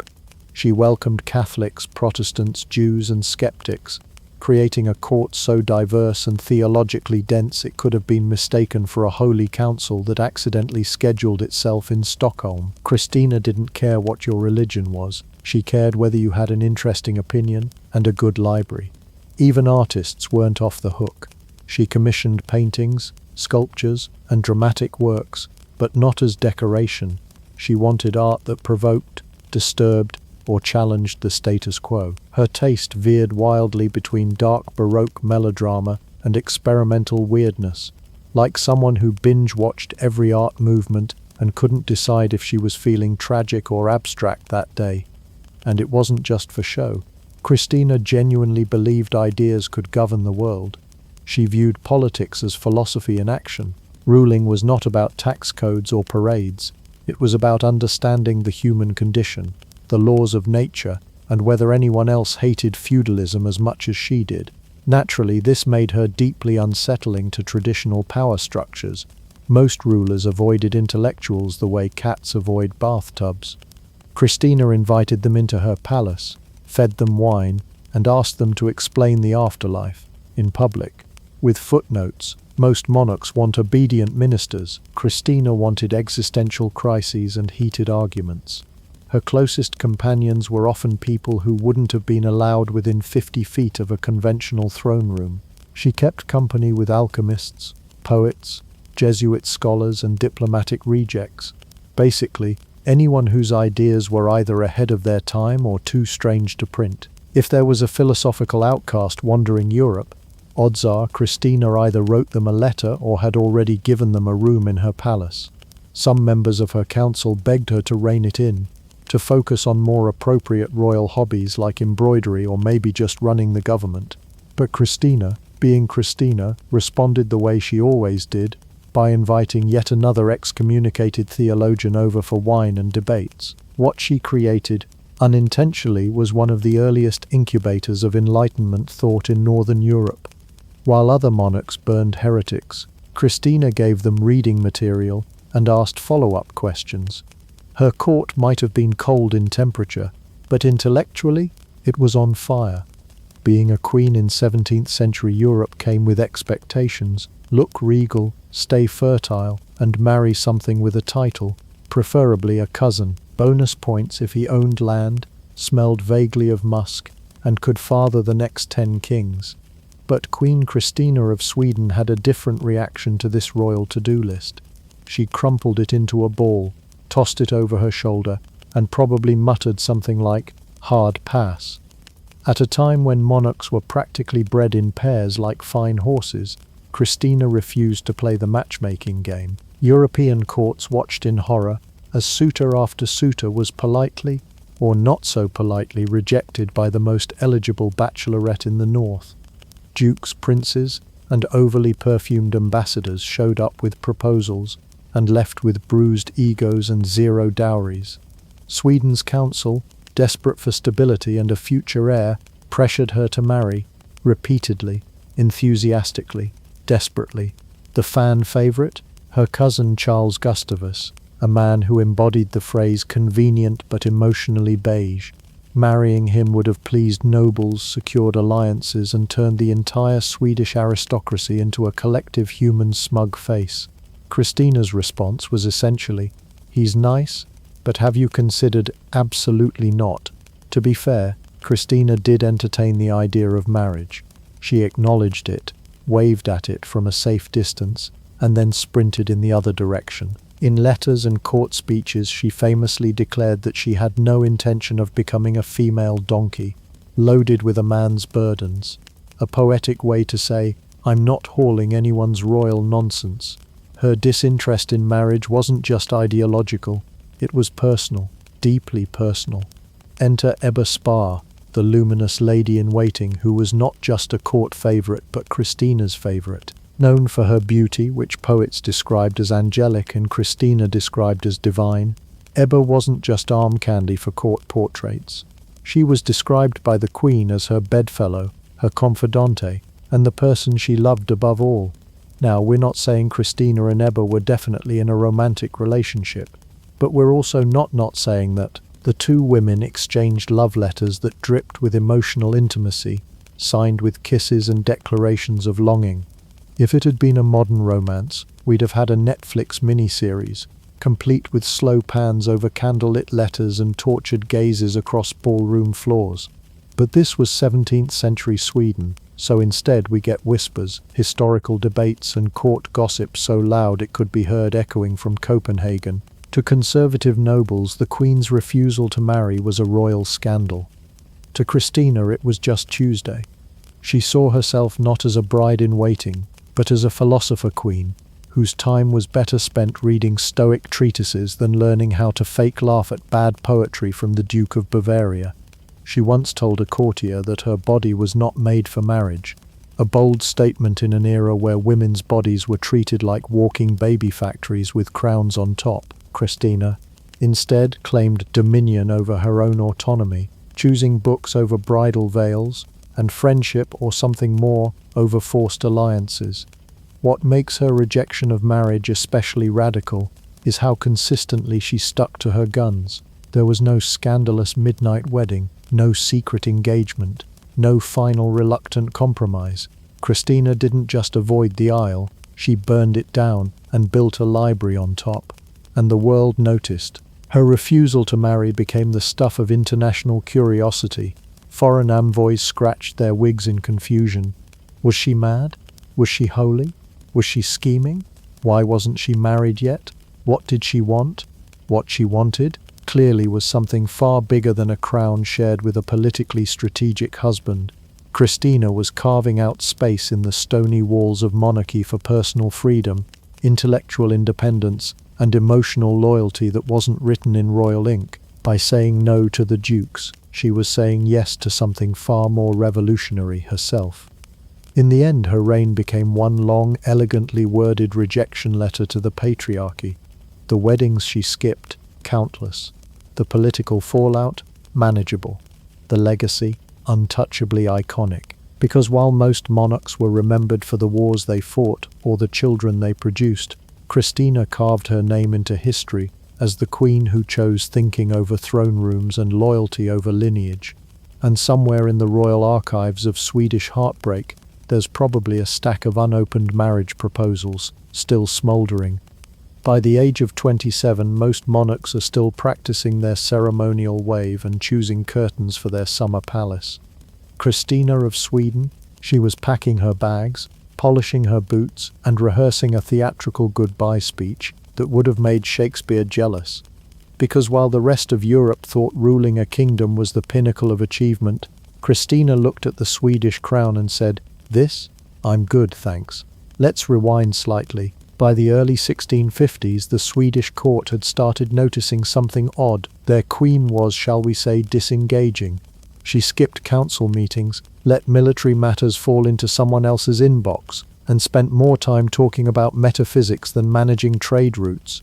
In retrospect, the signs were all there. She wasn't quietly fading into the drapes, though. She was preparing for the most dramatic royal exit Europe had ever seen. First, she laid the groundwork. Publicly, she cited poor health and inability to produce an heir. Classic royal get-out-of-jail-free excuses. Privately, she was over it. The palace politics, the pressure to marry, the national expectations, all of it. Sweden had become her gilded cage, and she was ready to throw open the door, squawk like a philosophy-loving parrot, and fly straight to freedom. In June 1654, the official abdication ceremony was held in Uppsala Castle. It was, in a word, theatrical. Christina arrived not in a demure gown but in full masculine garb, cape and all, looking less like a retiring monarch and more like the opening act at a 17th century opera. The court watched, wide-eyed and mortified, as she symbolically removed every piece of her royal regalia, the crown, the scepter, the orb, like she was peeling off a costume at the end of a bad play, and then she dropped the mic, or in this case the crown, with a flair usually reserved for temperamental poets or rock stars. She flung that crown aside and declared she was done. The nobles didn't know whether to gasp, curtsy or faint. Some tried all three. Now you might be wondering, who got the job next? Enter Charles X, Christina's cousin and longtime "you should marry him" suggestion from the court. She had refused his hand in marriage. Now she was handing him the monarchy instead. If he felt weird about it, he never said, but you could imagine the vibes at the coronation after party. Hey, remember when you wouldn't marry me? Yeah, now you're king. So congrats, I guess. Once the crown was off, Christina didn't waste time on goodbyes. She left Sweden almost immediately, under cover of night, disguised in, you guessed it, men's clothing. Her entourage was small, her mood was light, and her goal was Rome. Yes, that Rome. The very Catholic, very papal capital of a religion her Protestant nation had fought wars to avoid. But that's Chapter 7's chaos to unpack. Back to her departure. It was the stuff of legend. One account claims she rode away with a sense of glee, as if she had just ghosted her nation at the altar. Another suggests she whispered, "I was born free, and I mean to live free," which is either poetic truth or the world's first recorded royal mic drop. Either way, she wasn't going to miss the palace linens. This wasn't a fluke of poor leadership or scandal-driven escape. Christina had engineered her exit like a master tactician, or perhaps like a playwright arranging their final scene. She saw abdication not as failure, but liberation. And in a world where queens were supposed to die on their thrones, draped in lace and heavy with obligation, Christina said, "No, I'm going to Italy to talk about Aristotle, and maybe convert religions. See ya." Of course, her critics back home didn't exactly send her off with roses. Rumors flew. Was she mad? Was she secretly Catholic all along? Was she in love with Ebba Spa and running away from it all? Or was she simply allergic to duty and had finally scratched the itch? Whatever they believed, the fact was this. Christina walked out of one of Europe's most powerful kingdoms with her head held high and her boots firmly laced. She'd ruled like a maverick and left like an artist. Unbothered, unburdened, and utterly unforgettable. And for those still clutching their pearls over her abdication, she had no apologies. Christina never cared for rule books, royal or otherwise. For her, the real throne was wherever she could be fully herself. And that throne definitely wasn't in Stockholm. When most people quit their job, they maybe travel for a bit, pick up yoga, or finally read that book Gathering Dust. Christina of Sweden. She abdicated the throne and reinvented herself as Europe's most flamboyant ex-monarch, gallivanting across kingdoms, charming cardinals, scandalizing courts and switching religions with the dramatic flair of someone changing wigs backstage at the opera. Christina didn't just leave Sweden. She launched herself out of it like a glitter cannon. Her post-abdication journey across Europe was part diplomatic tour, part pilgrimage, and part unsupervised theatre kid energy, and wherever she went, the whispers followed. Was she a saint? A heretic? A genius? A mess? All of the above? Let's start with Rome, because where else would an ex-Protestant queen with a flair for drama and a deeply inconvenient interest in Catholicism go? Christina's arrival in Italy wasn't just a quiet train ride and a hotel check-in. No, this was Christina. She entered Rome in 1655 like an entire parade had exploded with papal fanfare, music echoing through the streets and enough velvet and jewels to bankrupt a small principality. Locals had never seen anything like it. The Pope practically rolled out the red carpet, thrilled at the idea of having a royal convert who could be shown off like the church's newest limited edition collectible. But make no mistake, Christina's conversion wasn't simply for show. It was a choice she'd been circling for years. Catholicism appealed to her, not just theologically but culturally. It had grandeur, ritual, aesthetic. Also, the Vatican had art, and she was very much in her Renaissance Italy phase. The Protestant ethic of somber furniture and strict liturgies just didn't cut it anymore. The conversion ceremony itself was a spectacle. Christina was rebaptized in the Sistine Chapel, yes, the Michelangelo ceiling one, before a stunned crowd of cardinals and nobles. She traded the austerity of Lutheran Stockholm for incense, gold vestments, and choirs that made heaven sound like a real estate option. It was less a religious conversion and more of a royal debut, think Met Gala, but sponsored by the Holy See. Now, let's not pretend this didn't cause waves. Protestant Europe clutched its collective pearls. Sweden was not amused. Her father, Gustavus Adolphus, had died fighting for Protestantism in the 30 Years' War, and here was his daughter, chumming it up with popes and kissing relics like a devout nun with a flair for velvet capes. But Christina didn't care. If her entire brand was breaking expectations, this was just the deluxe edition. Post-conversion, Christina fully leaned into her role as a roving cultural phenomenon. In France, she turned heads in Versailles by holding salons with philosophers, dazzling courtiers and confusing diplomats who couldn't decide if she was an honored guest or an intellectual tornado in breeches. She flirted outrageously, talked philosophy over wine, and famously annoyed Louis XIV by being more charismatic than he was. She also possibly had a hand in the mysterious death of a French nobleman who crossed her, but that's a chapter for the true crime spin-off. Everywhere she went, she brought drama and debate. In Rome, she took up residence in the Palazzo Farnese and hosted concerts, theatre performances, and late-night salons where theology and opera collided over trays of figs. Cardinals came for the conversation but stayed for the gossip. Artists and musicians adored her. Poets wrote odes to her wit. The Pope may have aged 5 years every time she requested another budget increase for her art collection. Christina wasn't content to just be in Rome. She wanted to make it better. She lobbied for intellectual academies, funded artists, and tried to build a cultural hub that would rival the courts of France and Austria. She was essentially a one-woman Renaissance committee, and though many of her plans fizzled due to lack of funds or papal patience, the sheer audacity of her efforts left an indelible mark. Her fashion? Still gloriously confusing. One day she'd be in a tunic and boots, the next in a gown fit for a Baroque stage production.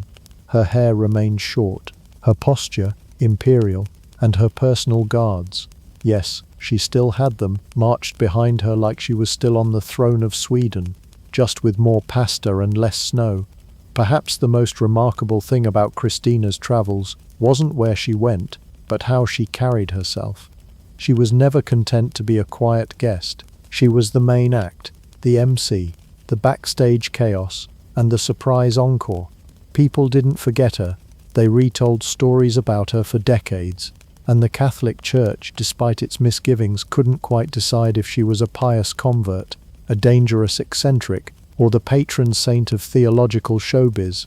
In a time when royal women were expected to sit still, marry well, and die quietly, Christina did none of the above. She crossed borders like a spy, faiths like a philosopher, and hearts like a scandal in motion. Europe had seen queens before, but never one quite like her, and she was just getting started. By the time Queen Christina was settled in Rome, the Swedish crown was a distant memory. But the drama, oh, that followed her like a well-trained hound. While most dethroned royals might have taken up embroidery or sulking in luxurious obscurity, Christina did the opposite. She tried to get another throne, threw lavish soirees, dabbled in papal diplomacy, and hosted more scandals than a Renaissance tabloid could handle. For someone who threw away a perfectly functional monarchy like an old corset, Christina was oddly persistent about getting another one. After her grand religious and sartorial debut in Rome, she had her sights set on Naples. You know, sunny skies, power, and maybe a throne that didn't require frostbite and Lutheranism. In 1657, Christina was actually offered the Neapolitan crown by rebellious nobles, hoping to shake off Spanish rule. She said yes faster than you can say "Viva la Regina," but the Spanish caught wind of the plot, squashed the rebellion, and Christina's bid for power sank faster than Descartes' health in Swedish winters. But don't worry, she didn't let political failure ruin her aesthetic. She simply dusted herself off and tried again. Next up, Poland. Christina's claim to the Polish throne was, let's say, optimistic. As a Catholic convert with a strong personality and an even stronger sense of entitlement, she thought she'd be perfect. The Poles, however, were not interested in a queen who made headlines for her wardrobe more than her diplomacy. So she lost that race too, but gained more gossip column inches. If European politics weren't dramatic enough, Christina spiced things up at home, and by home we mean the luxurious Roman palaces she turned into stages for philosophical debates, music recitals, and occasionally attempted murder. Enter Ludovico Santinelli, her personal chamberlain, poet, and professional flatterer. The relationship went sour, possibly over politics, possibly over poison. In 1662, Christina had him arrested for plotting her assassination. She then conducted a trial, judged him guilty, and had him executed. Inside her palace. Forget court intrigue. This was palace justice, Baroque edition. The event sent shockwaves through Rome, not because anyone was shocked that assassination was on the menu, it was the 1600s after all, but because Christina made it so theatrical. The Pope was horrified, diplomats whispered. Christina remained gloriously unbothered. She later wrote about the event with the casual tone of someone describing a tedious brunch. Clearly, if you threatened her, you didn't just get banished. You got a legacy spot in one of history's strangest royal episodes. Rome couldn't figure her out. Was she royalty or performance art? But they adored her all the same. Her palaces became cultural epicenters, filled with musicians, poets, and painters. She supported Baroque composers, collected rare manuscripts, and acted as patron to artists who appreciated both her deep pockets and her deeper curiosity. But don't be fooled. Christina's generosity didn't stop with the arts. She occasionally dipped into her wealth to fund military efforts across Europe, proving that she was equal parts Medici and Machiavelli. If a war aligned with her ideals or her moods, she'd send troops, money, or at the very least, a strongly worded letter followed by a dramatic sigh. Still, the Vatican kept a cautious eye on her. She was unpredictable, brilliant, Catholic but Swedish, and capable of hosting a papal envoy and firing a servant in the same hour, yet her flair was irresistible. Rome may have had popes and cardinals, but Christina was the one everyone talked about at dinner. Christina never ruled again in the traditional sense. No armies at her command, no laws to enact, no crown on her head. But in Rome, she curated power differently, through influence, spectacle, and sheer magnetism. Her court had no throne, but it had scandal. It had no cabinet, but it had conversations that could change the mood of a pontiff. She was the ex-queen who lived like a philosophy professor with an opera budget. When she wasn't shocking the church or turning down Polish electors, she was attending theatre, directing operas, and writing memoirs because of course she was. She lived like a monarch of ideas, not laws. In the end, Christina wasn't just a house guest in Rome. She was a main character. Sometimes the protagonist, often the anti-hero, always the scene stealer. Where other royals faded into dignified retirement, Christina exploded into historical legend, stylishly, scandalously, and with one more chapter still to go. When Christina of Sweden died in 1689, the world didn't quite know what to make of her, but then again it never had. Her death wasn't particularly dramatic by her standards. No exile, no assassinations, no crowns flung across the room, but her legacy was, she was laid to rest in the Vatican grottos. Yes, the very basement of Catholic power, next to popes and saints. A Protestant-born queen buried in the heart of Roman Catholicism. If that doesn't sum up Christina in one sentence, nothing does. It was an honor rarely given to women, let alone ex-monarchs who had casually tossed aside their kingdoms like last season's fashion. But Christina wasn't just any woman. She had lived so far outside the norms of her century that she made most of her contemporaries look like paper dolls, flat, predictable, and very easy to fold. In her lifetime they called her eccentric, heretic, scandalous. Today, we call her iconic. History's judgment of Christina has done a full 180. In her time, people couldn't decide if she was a brilliant ruler or a walking disaster. Now we look back and see someone who absolutely refused to be boxed in by gender, religion, power, or expectation. She didn't just live differently, she demanded the right to define what living meant. And in doing so, she carved out a space for all the weirdos, thinkers, artists, and outsiders who would come after her. Her gender presentation, deliberately and gloriously non-conforming, she wore what she liked, called herself what she liked, and shrugged at every royal tailor who tried to rein her in. Her love life, full of deep, emotionally intimate connections with women, like Countess Ebba Spa, whose memory she never quite let go of. Her spirituality, a roller coaster that ended in Rome, but took many sharp turns along the way.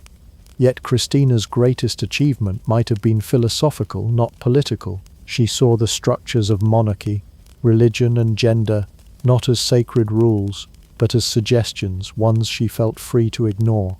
And she paid for that freedom too.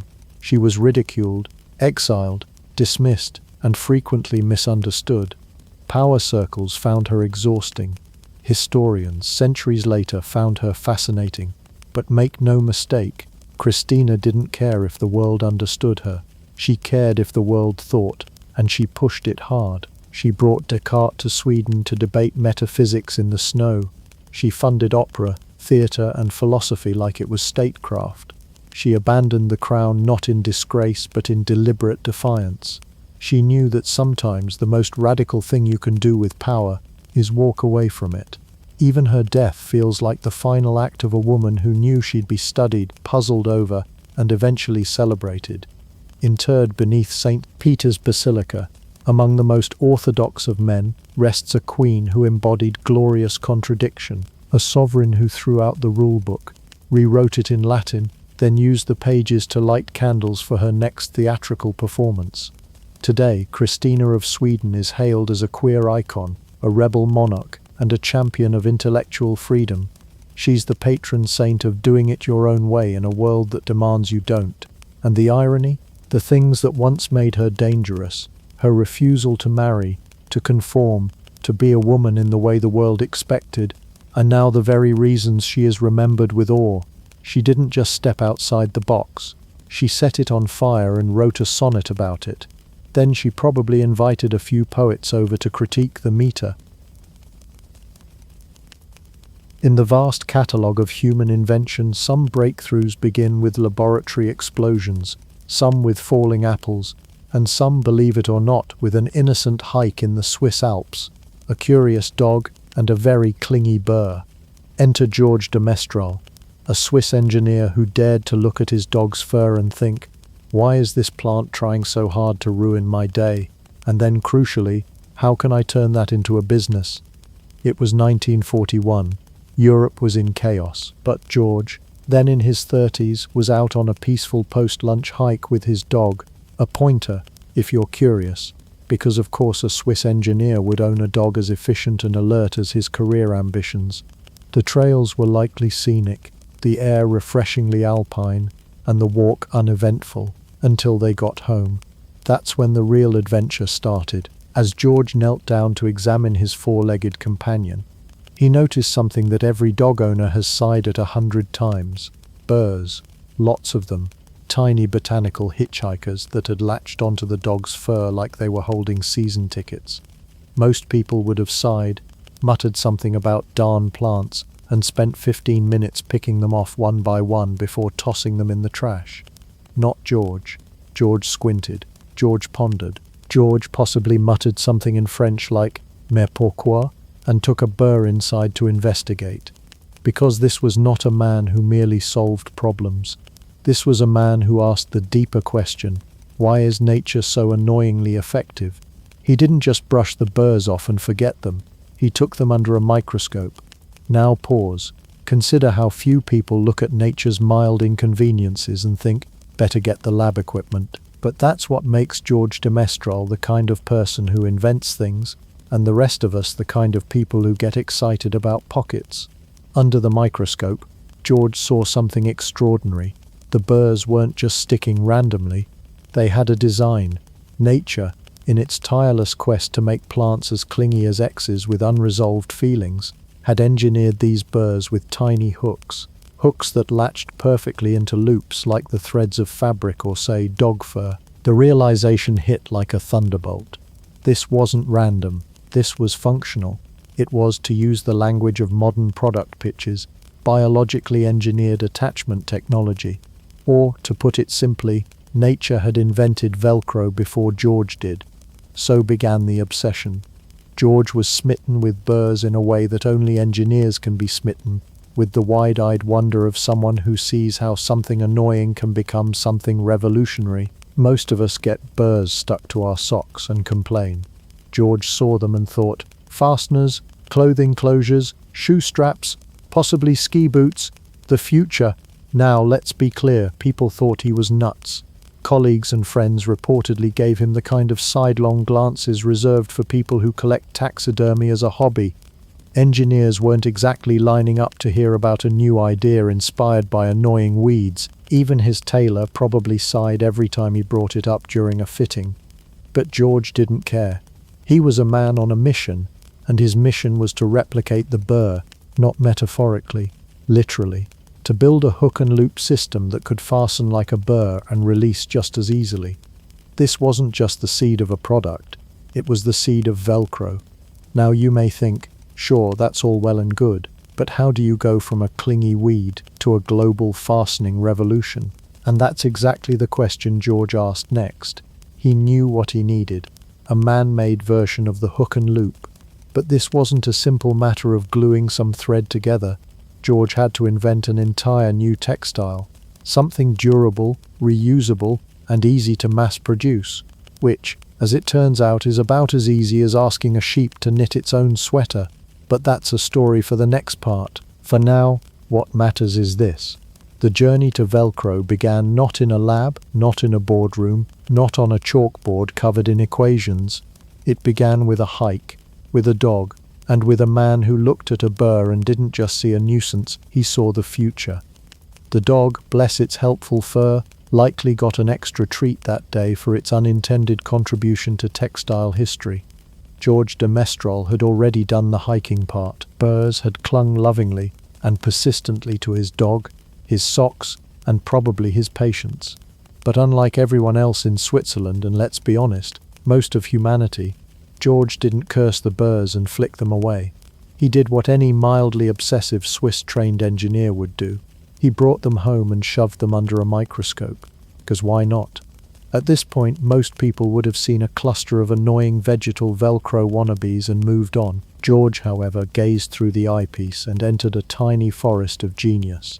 What looked like clingy trash to the naked eye turned into an intricate world of natural design brilliance. These weren't just random spiky blobs. No. These burrs were armed with hundreds of tiny hooks, each one latching onto anything vaguely fuzzy: fur, wool, socks, unsuspecting hiking pants. It was as if evolution had decided, let's build a seed delivery system that doubles as a sock menace. De Mestral, fascinated, sketched what he saw. Little curved hooks on one side, loops on the other. The burr had a built-in transportation plan. Stick to anything that moves and ride until you land in fertile soil. Burrs were nature's sticky hitchhikers, and they weren't even apologetic about it. This was more than just a case of curious botany. It was a micro-engineering epiphany. What George realized next would define the rest of his career. This wasn't just something cool nature had cooked up. This could be copied, replicated, mass-produced, and perhaps most exciting of all, monetized. The idea began forming like a snowball down the Matterhorn. What if this hook and loop model could become a fastening system? Something that didn't involve tying, buttoning, snapping, or swearing at jammed zippers. It was the start of an entirely new way to hold things together, a lazy fastening revolution that didn't rely on metal, didn't break your nails, and didn't hate gloves. In George's mind, you'd no longer have to struggle with buttonholes or fumble with clasps. You'd just press things together and pull them apart. Easy, repeatable, and slightly satisfying. But inventing something is one thing. Translating plant stubbornness into industrial design? That was going to take some serious tinkering. He began experimenting with fabrics, trying to reproduce the hook and loop relationship.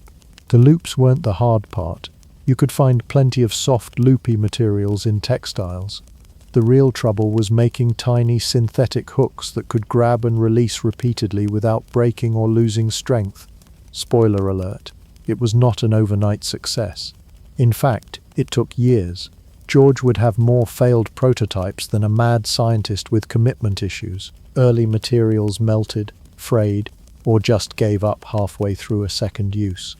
It wasn't exactly confidence-inspiring, but the microscope image kept burning in his brain, that perfect little natural connection.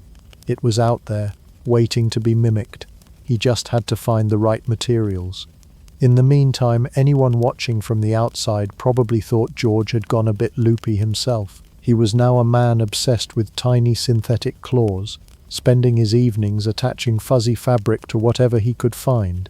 A gentleman engineer fashioning miniature grappling devices. How very Swiss. But his instincts were sound.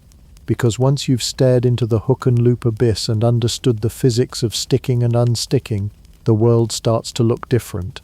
Laces become a hassle, buttons feel medieval, zippers are just angry metal teeth waiting to betray you. Eventually, George would land on nylon, a new synthetic fiber that responded beautifully to heat and tension. When sewn in loops or melted into little hooks, nylon had just the right mix of flexibility and durability. It was like the burr's long-lost industrial cousin, tough, springy, and slightly clingy.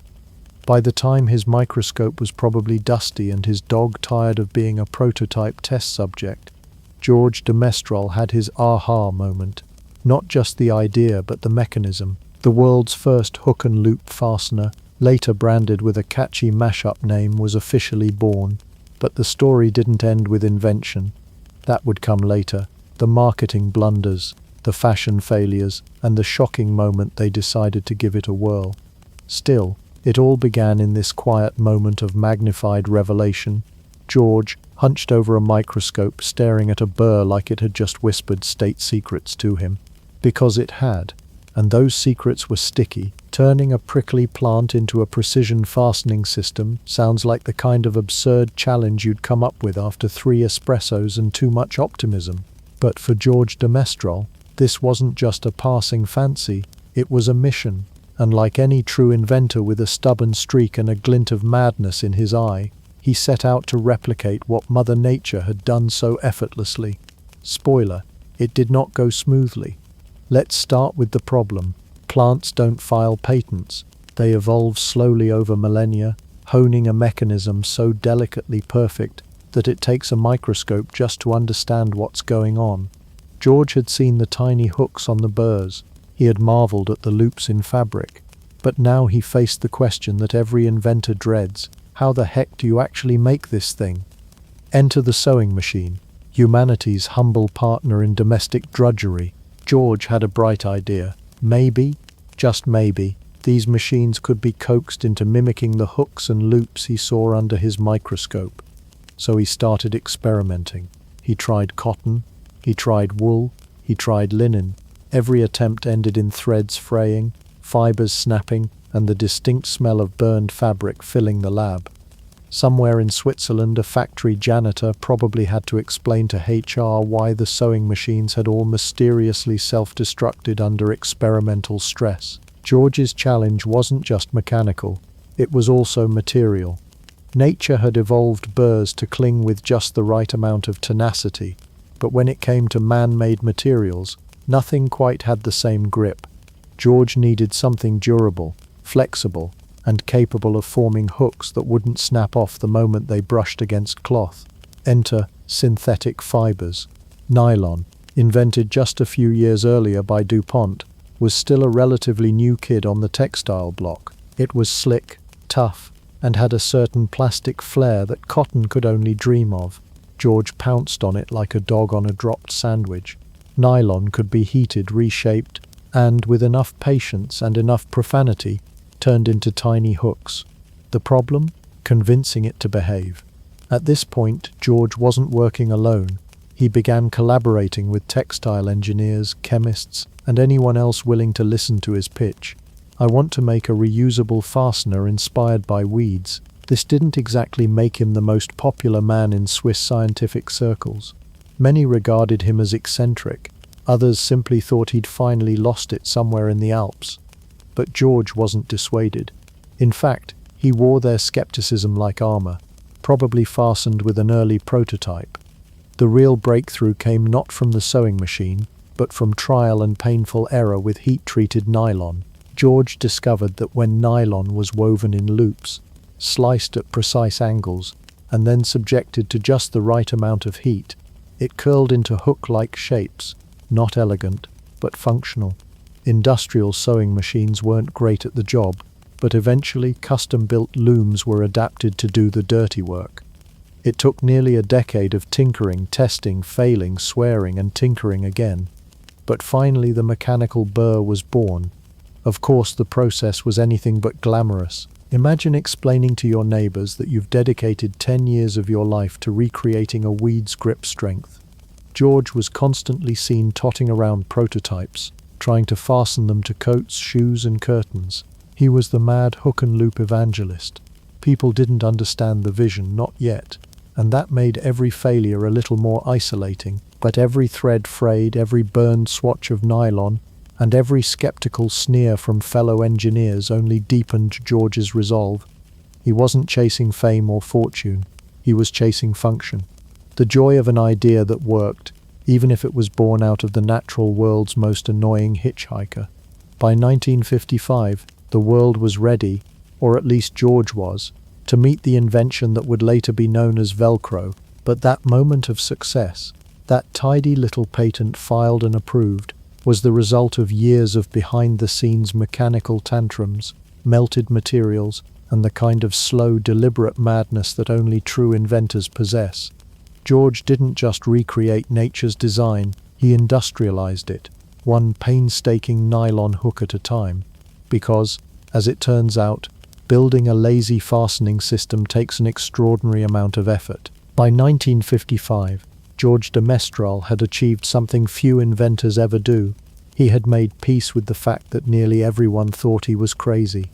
For over a decade, he'd been obsessing over weeds, frying textiles in his lab, and pestering engineers with a wild idea to mimic nature's tiniest clingy menace.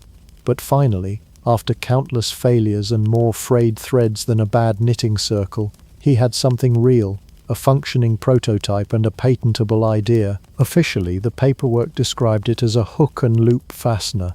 Unofficially, most people just called it George's weird fuzzy tape. When de Mestral submitted the patent application in 1955, even the clerks at the patent office must have raised an eyebrow. "Let me get this straight," they might have said. "You're proposing a reusable fastener inspired by burrs." But to their credit, they gave it a fair look, and more importantly, they gave it their approval. The patent was granted. And just like that, George went from eccentric inventor to legally recognized innovator.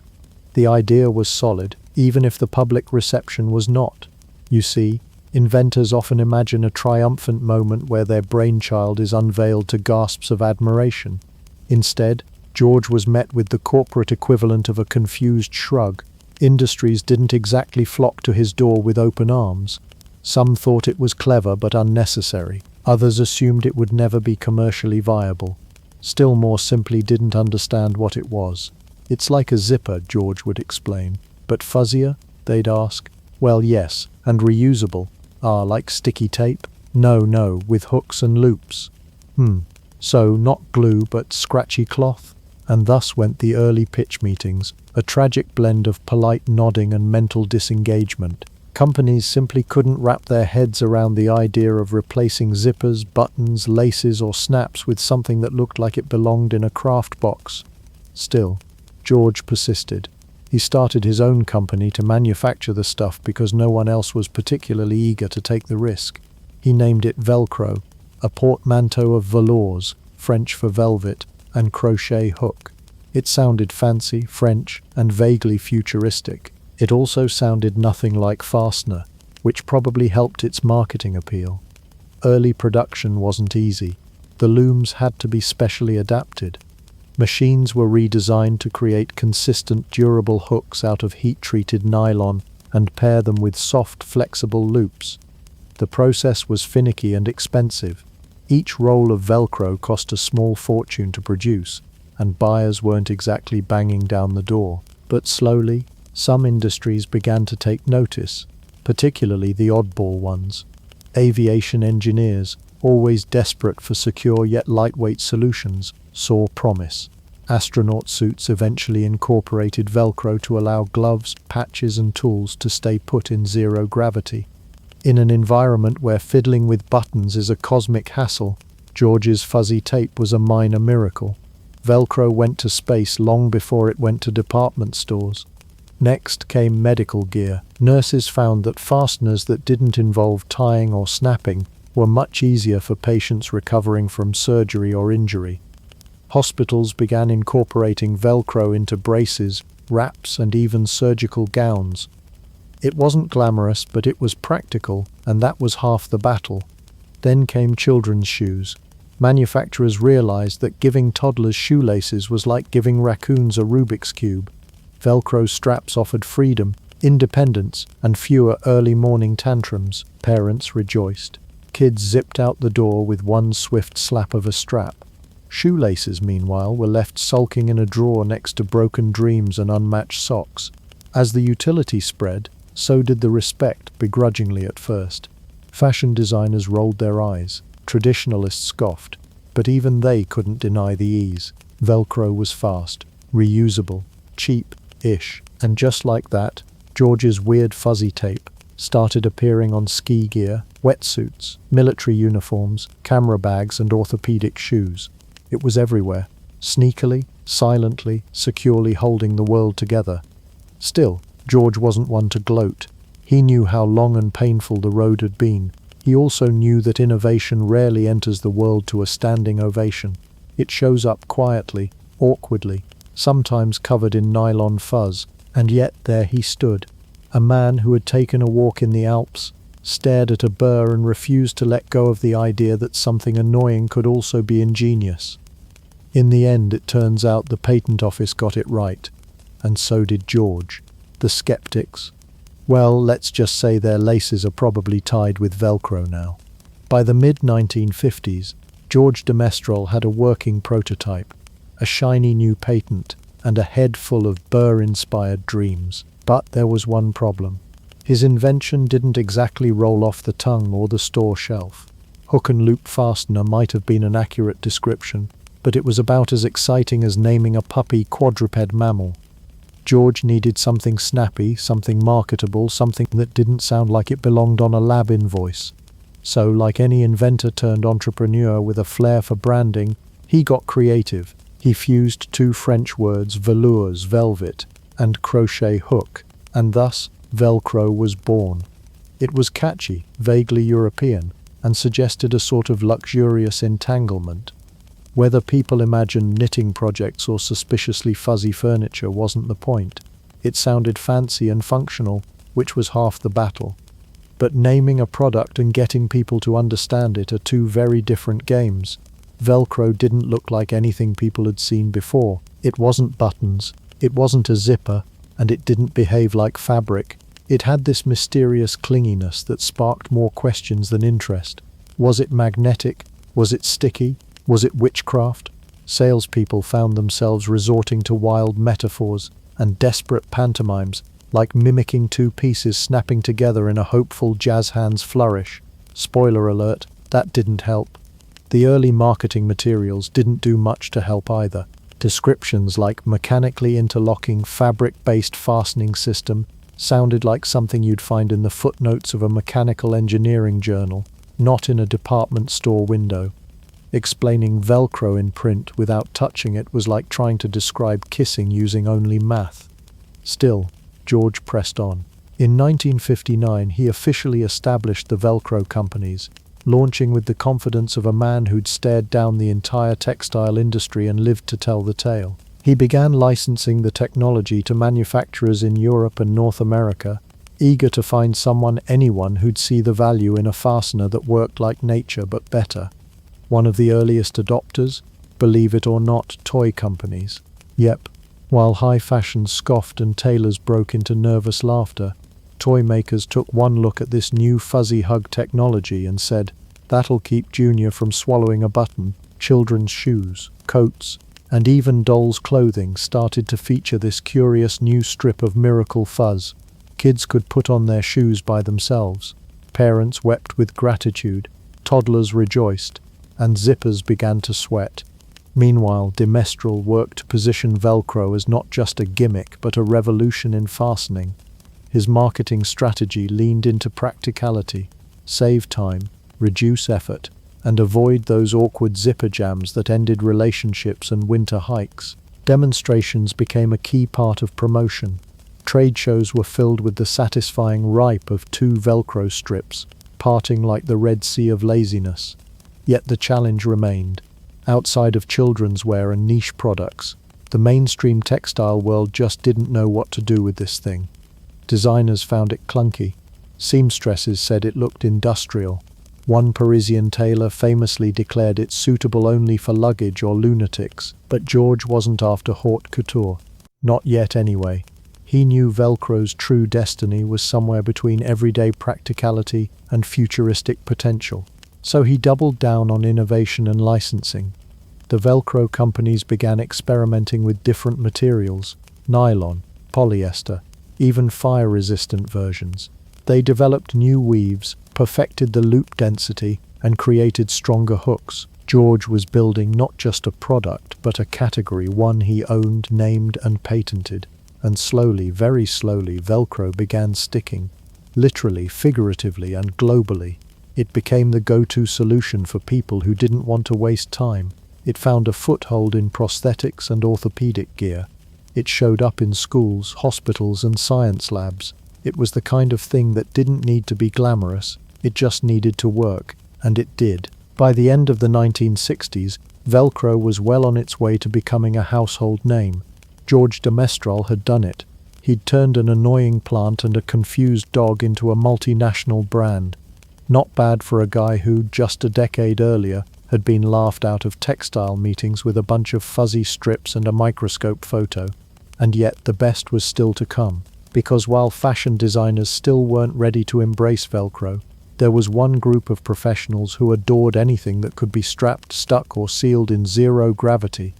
Velcro might have struggled to win over haute couture and skeptical tailors in its early years, but when the 1960s arrived, the space race gave it the boost it never knew it needed, because nothing says cutting edge like being launched into orbit by rocket scientists who could literally choose anything. And what did people choose to help their astronauts survive the vacuum of space? Not zippers, not buttons, Velcro. Here's the thing, space isn't exactly luggage friendly. You can't just toss your toolkit on a shelf and assume it'll still be there after the next barrel roll. You're floating, your wrench is floating, and your breakfast burrito, that's doing laps around the cabin. What astronauts needed was a way to keep everything gear, food packets themselves, anchored in a zero-gravity environment, and George de Mestral's weird fuzzy tape turned out to be the perfect answer. Velcro's hook and loop mechanism proved to be remarkably functional in microgravity. It was lightweight, durable, easy to use with bulky gloves, and didn't require a user manual. Need to attach a wrench to the wall? Slap a Velcro strip on it. Want to tether your clipboard so it doesn't end up in orbit inside your own capsule? Velcro. You could even secure a sleeping astronaut to a wall or strap down vital medical supplies. And unlike a zipper, Velcro didn't jam. In fact, it was anti-jam. Engineers adored how it worked in harsh conditions without buckles, snaps, or magnetic interference. Velcro suddenly went from being that strange stuff your eccentric uncle was gluing to his shoes, to being certified astronaut gear. And if it was good enough for Buzz Aldrin, it was good enough for the rest of Earth. People's love affair with Velcro wasn't a one-off experiment. In the missions, it became indispensable. Mission Control used it to organize tools on control panels. Astronauts used it to stick personal items to their suits or inside spacecraft cabins. And technicians on the ground used it to fasten components during high-stakes assembly procedures. The rip sound of Velcro became a regular background noise of space exploration, like the hiss of oxygen valves and the calm voice of Houston. Once the media got wind of this high-flying fastener, Velcro's fortunes skyrocketed. Headlines practically wrote themselves.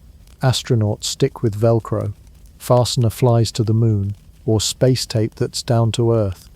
The association with space-age technology instantly gave the product a futuristic sheen. Who cared if it looked a bit like carpet fuzz and sounded like a mini thunderclap every time you opened your wallet? They loved it. That was all people needed to hear. The space agency's endorsement opened the floodgates.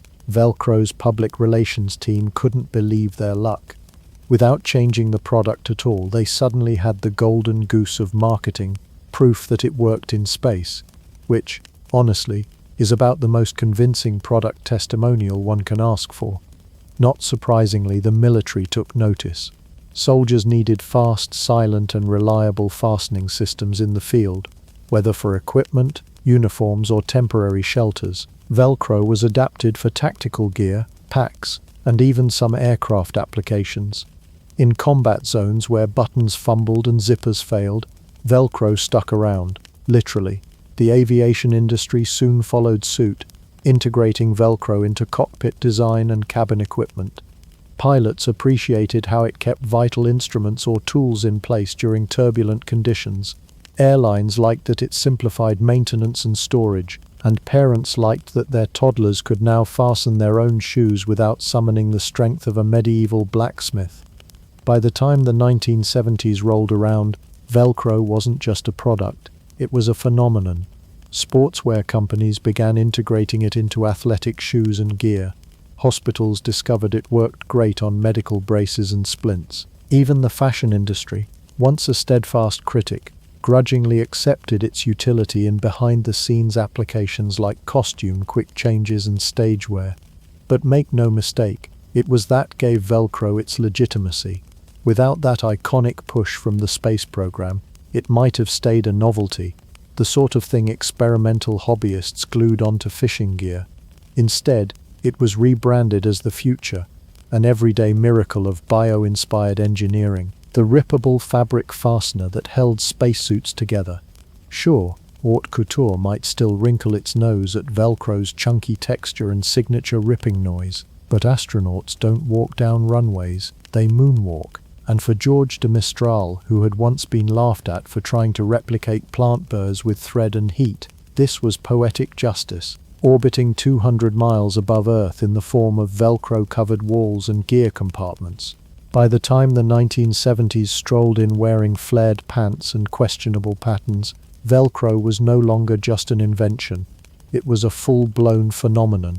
It had leapt from the lab bench to the soles of children's sneakers, medical toolkits and scuba suits with all the grace of a toddler learning to walk, wearing Velcro shoes naturally.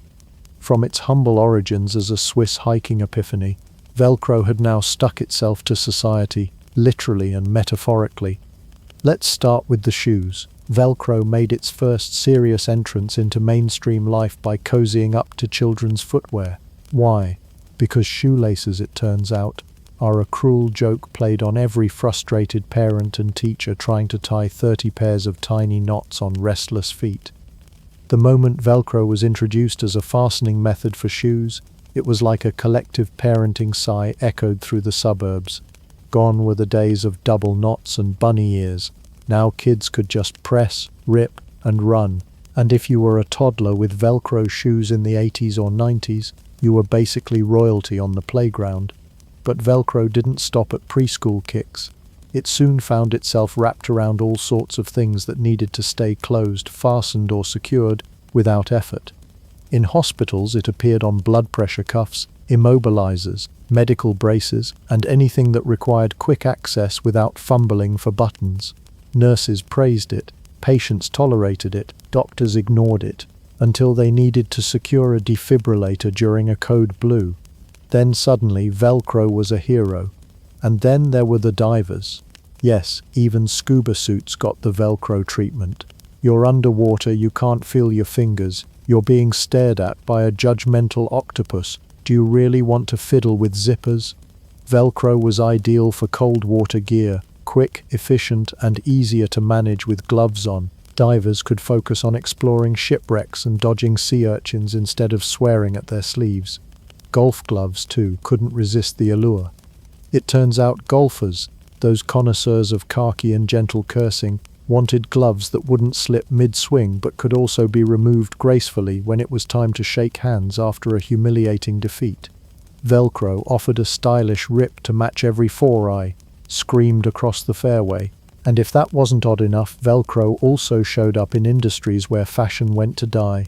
Orthopedic shoes, cargo vests, travel pouches, and wallet closures that screamed, "I peaked in high school."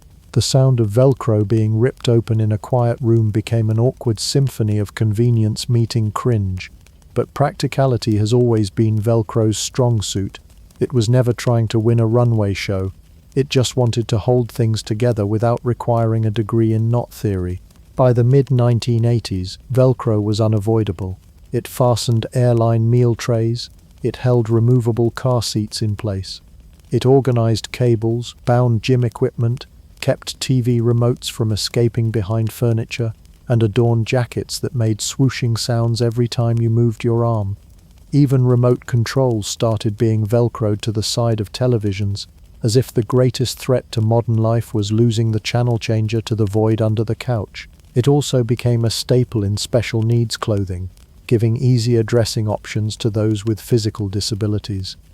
For all its weird and wonderful applications, Velcro's most meaningful contribution may have been its quiet utility, its ability to make life easier, faster, and more independent for people across all walks of life. But success came with a peculiar side effect: oversaturation. Velcro became so common, so practical, so expected that it stopped being exciting. It was everywhere, and much like glitter at an elementary school craft fair, it was impossible to get rid of. Fashion purists loathed it, high-end designers mocked it, and yet manufacturers kept using it because it worked. It didn't need to be pretty, it just needed to stick. Velcro had become the universal default of lazy fastenings. It wasn't romantic, it wasn't elegant, but it was reliable, like duct tape's posh cousin with a better sense of hygiene. So, by the time the world entered the 1990s, Velcro had transcended its status as a novel invention. It was infrastructure, the connective tissue of casual clothing, medical gear, and DIY disaster prevention. Its gentle fuzz and satisfying rip were burned into the muscle memory of an entire generation. And while some people rolled their eyes at Velcro's ubiquity, others couldn't imagine life without it. It had earned its place in closets, hospitals, workshops, and underwater caves alike. Not by being glamorous, but by being absurdly, stubbornly useful. In short, Velcro had stuck the landing, and everything else. For a brief, glorious moment, Velcro was unstoppable. It had launched into space, revolutionized everyday clothing, and snuck its fuzzy way into hospitals, military bases, and suburban closets. But there was one place it simply couldn't infiltrate: the hallowed, silk-lined catacombs of high fashion. You see, while people had been singing Velcro's praises in the vacuum of space, Paris was gagging in the front row. The problem? Well, it wasn't just the noise. Though let's be honest, ripping Velcro is about as subtle as a screaming goat. No, the issue was deeper. Fashion, especially haute couture, is about illusions. Sleek lines, whispered elegance, seams so fine they appear teleported into place by artisanal elves. Velcro, on the other hand, is none of those things. It's bold, it's brash, it's got the subtlety of a toddler in a taffeta tutu, and for many designers it was as welcome as Crocs at a royal wedding. The clash was inevitable. In the late 1960s and early 70s, as Velcro's commercial use exploded, curious designers wondered, could this sticky sorcery work in fashion? After all, it eliminated buttons, zippers, and fumbling with hooks. A ball gown you could slap shut in seconds, a blazer you could peel off like a banana. The future sounded convenient, but the runway was not ready. Take the infamous 1971 Milan show that debuted the Rip and Reveal collection. Italian designer Gino Luzzatto, now mostly remembered as a cautionary tale, had envisioned a new kind of outfit, modular garments that changed shape mid-show. With a dramatic yank, Models were supposed to shed layers of velcroed-on sleeves and skirts to reveal different looks beneath. What actually happened was a chorus of cake rip sounds echoing through the venue like an army of tape dispensers being tortured. Audience members winced. One editor dropped her pen and whispered, "Maledizione." The reviews were unkind. Paris fared no better. Designers in the 1980s toyed with Velcro in evening wear, often inspired by its futuristic vibe. Think Glamazon Warrior meets orthopedic shoe. Unfortunately, bulk was still an issue. Even when trimmed thin, Velcro added thickness, weight, and a lumpy silhouette. Not ideal when you're aiming for goddess descending from a cloud of chiffon. One particularly gutsy designer tried replacing corset laces with Velcro. It was secure, yes, but also sounded like someone ripping off a tent every time the model inhaled. But Velcro wasn't just sitting around sulking in its plastic packaging. The brand and its engineers pushed back with a quiet, well, semi-quiet revolution of their own. They began investing heavily in R&D to reinvent the fastener's image, literally. What emerged were a series of innovations aimed squarely at the fashion world. Enter low-profile Velcro, thinner, lighter, and quieter. It promised to maintain grip strength without adding bulk or sounding like a booby trap every time someone moved. Meanwhile, Velcro began collaborating with athletic and outdoor brands that cared more about function than fashion snobbery. The company found enthusiastic allies in sneaker designers, snow gear engineers, and medical apparel developers, many of whom loved the idea of fast, secure closures.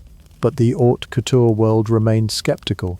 It wasn't just about the product, it was about perception. Zippers had history, buttons had elegance, Velcro had preschool. Still, cracks began to appear in the walls of fashion resistance. As techwear and utility fashion started gaining popularity in the 1990s and early 2000s, some edgy designers began to flirt with the once shunned fastener. Velcro made brief cameos on conceptual jackets, avant-garde pants, and bizarre runway accessories that looked like they belonged in a sci-fi hospital. High fashion still mocked it, but from a slight distance now. Even so, Velcro never fully conquered the runway. It wasn't for lack of trying. The problem in the end wasn't just the decibels or the bulk. It was that Velcro, by its very nature, democratized fashion. It made things easy, accessible, forgiving, and fashion, especially the kind served with canapés and $10,000 handbags, is often none of those things. Still, the underdog fastener carved out its own kind of chic, just not the sequin and champagne kind. It found beauty in practicality, loyalty in the locker room, and immortality in space. As for haute couture, maybe someday. Until then, Velcro will be waiting in the wings, gently humming its signature rip. George de Mestral didn't just invent a new way to fasten your jacket, he kicked off an entire movement that would change how we think about innovation. When he passed away in 1990 at the age of 82, he left behind more than a product. He left a philosophy, a testament, and in all likelihood, a closet full of jackets that never needed a zipper again. By the time George shuffled off this mortal coil, Velcro was no longer George's weird fuzzy tape. It had become a global phenomenon, and an entry in every language's unofficial list of words that sound made up but aren't. And George? He had transitioned from eccentric Swiss tinkerer to full-fledged inventor legend. He was posthumously inducted into the National Inventors Hall of Fame, joining the likes of Thomas Edison and the guy who invented bubble wrap. Yes, that's a real Hall of Fame. Yes, it's amazing. But George's real legacy wasn't the fame or even the fastening. It was the spark he ignited in generations of thinkers, designers, engineers, and small children who liked pulling things apart. What he discovered wasn't just a product, it was a method, a roadmap to the future, drawn in hooks, loops, and a suspicious amount of dog hair. Velcro became the poster child for biomimicry, the idea that nature has already solved many of our problems if we just shut up and look. Termites know how to ventilate buildings. Lotus leaves are better at staying clean than any sponge, and a burr stuck to a dog's butt might be the key to industrial fastening. Nature, it turns out, is the world's greatest engineer, and unlike your college roommate, she doesn't even charge consulting fees. In academic circles, de Mestral's invention became a case study in innovation through observation. It inspired schools, universities, and talks from people who wear turtlenecks year-round. Engineers began building bridges inspired by spider silk. Architects looked at termite mounds for cooling systems, and somewhere an aerospace designer stared very intently at a gecko's foot. It was no longer about inventing from scratch. It was about stealing ideas from Mother Nature and pretending it was collaboration. And the influence of Velcro didn't stop at science fairs and eco-conscious design labs. It stuck, pun very much intended, to the cultural consciousness. Velcro became the go-to metaphor for simple genius, the "why didn't I think of that" of the industrial world. It's referenced in movies, books, and sitcoms. Kids growing up in the 90s didn't tie their shoes. They slapped them together with the same satisfying sound that launched satellites and held hospital gowns closed. Even the moon, that smug, unreachable rock in the sky, couldn't escape Velcro's grasp. Velcro was used extensively on the missions to keep tools, notebooks, and astronauts' fragile egos in place. It's been on shuttles, space stations, and presumably the world's highest game of stick the spoon to your sleeve. Not bad for something that once lived on a thistle. And perhaps most importantly, Velcro changed how products were developed and how ideas were taken seriously. George de Mestral's journey from laughed at loony to literal rocket scientist's best friend gave hope to every inventor who'd ever said, "Hear me out," and then regretted it halfway through. His story taught us that inspiration doesn't always strike in a lab. Sometimes it jumps onto your dog, clings to your pants, and refuses to let go. He never became a household name like Edison or Bell, but George did something arguably more impressive. He created a thing so useful, so universal, that people forget it ever had to be invented in the first place. Velcro is so common now that it's invisible like oxygen or traffic cones. And yet, every single time you peel open your backpack, every time your blood pressure cuff tightens without a buckle, every time you quietly remove your toddler's shoes at 2 a.m. without waking the beast, that's George, whispering softly through the threads, "You're welcome." George de Mestral never set out to change the world. He just wanted to know why his dog looked like it had rolled through a botanical minefield. But by being curious, persistently, obsessively, charmingly curious, he gave us more than a closure system. He gave us a new way to look at the world, not with frustration, but with fascination. So next time you brush a burr off your leg, take a moment. Don't curse it. Thank it. Because that little plant hitchhiker, it gave us Velcro, it gave us innovation, and it gave us a legacy held together by the humble power of tiny, persistent hooks. And if your dog looks smug afterward, that's probably fair.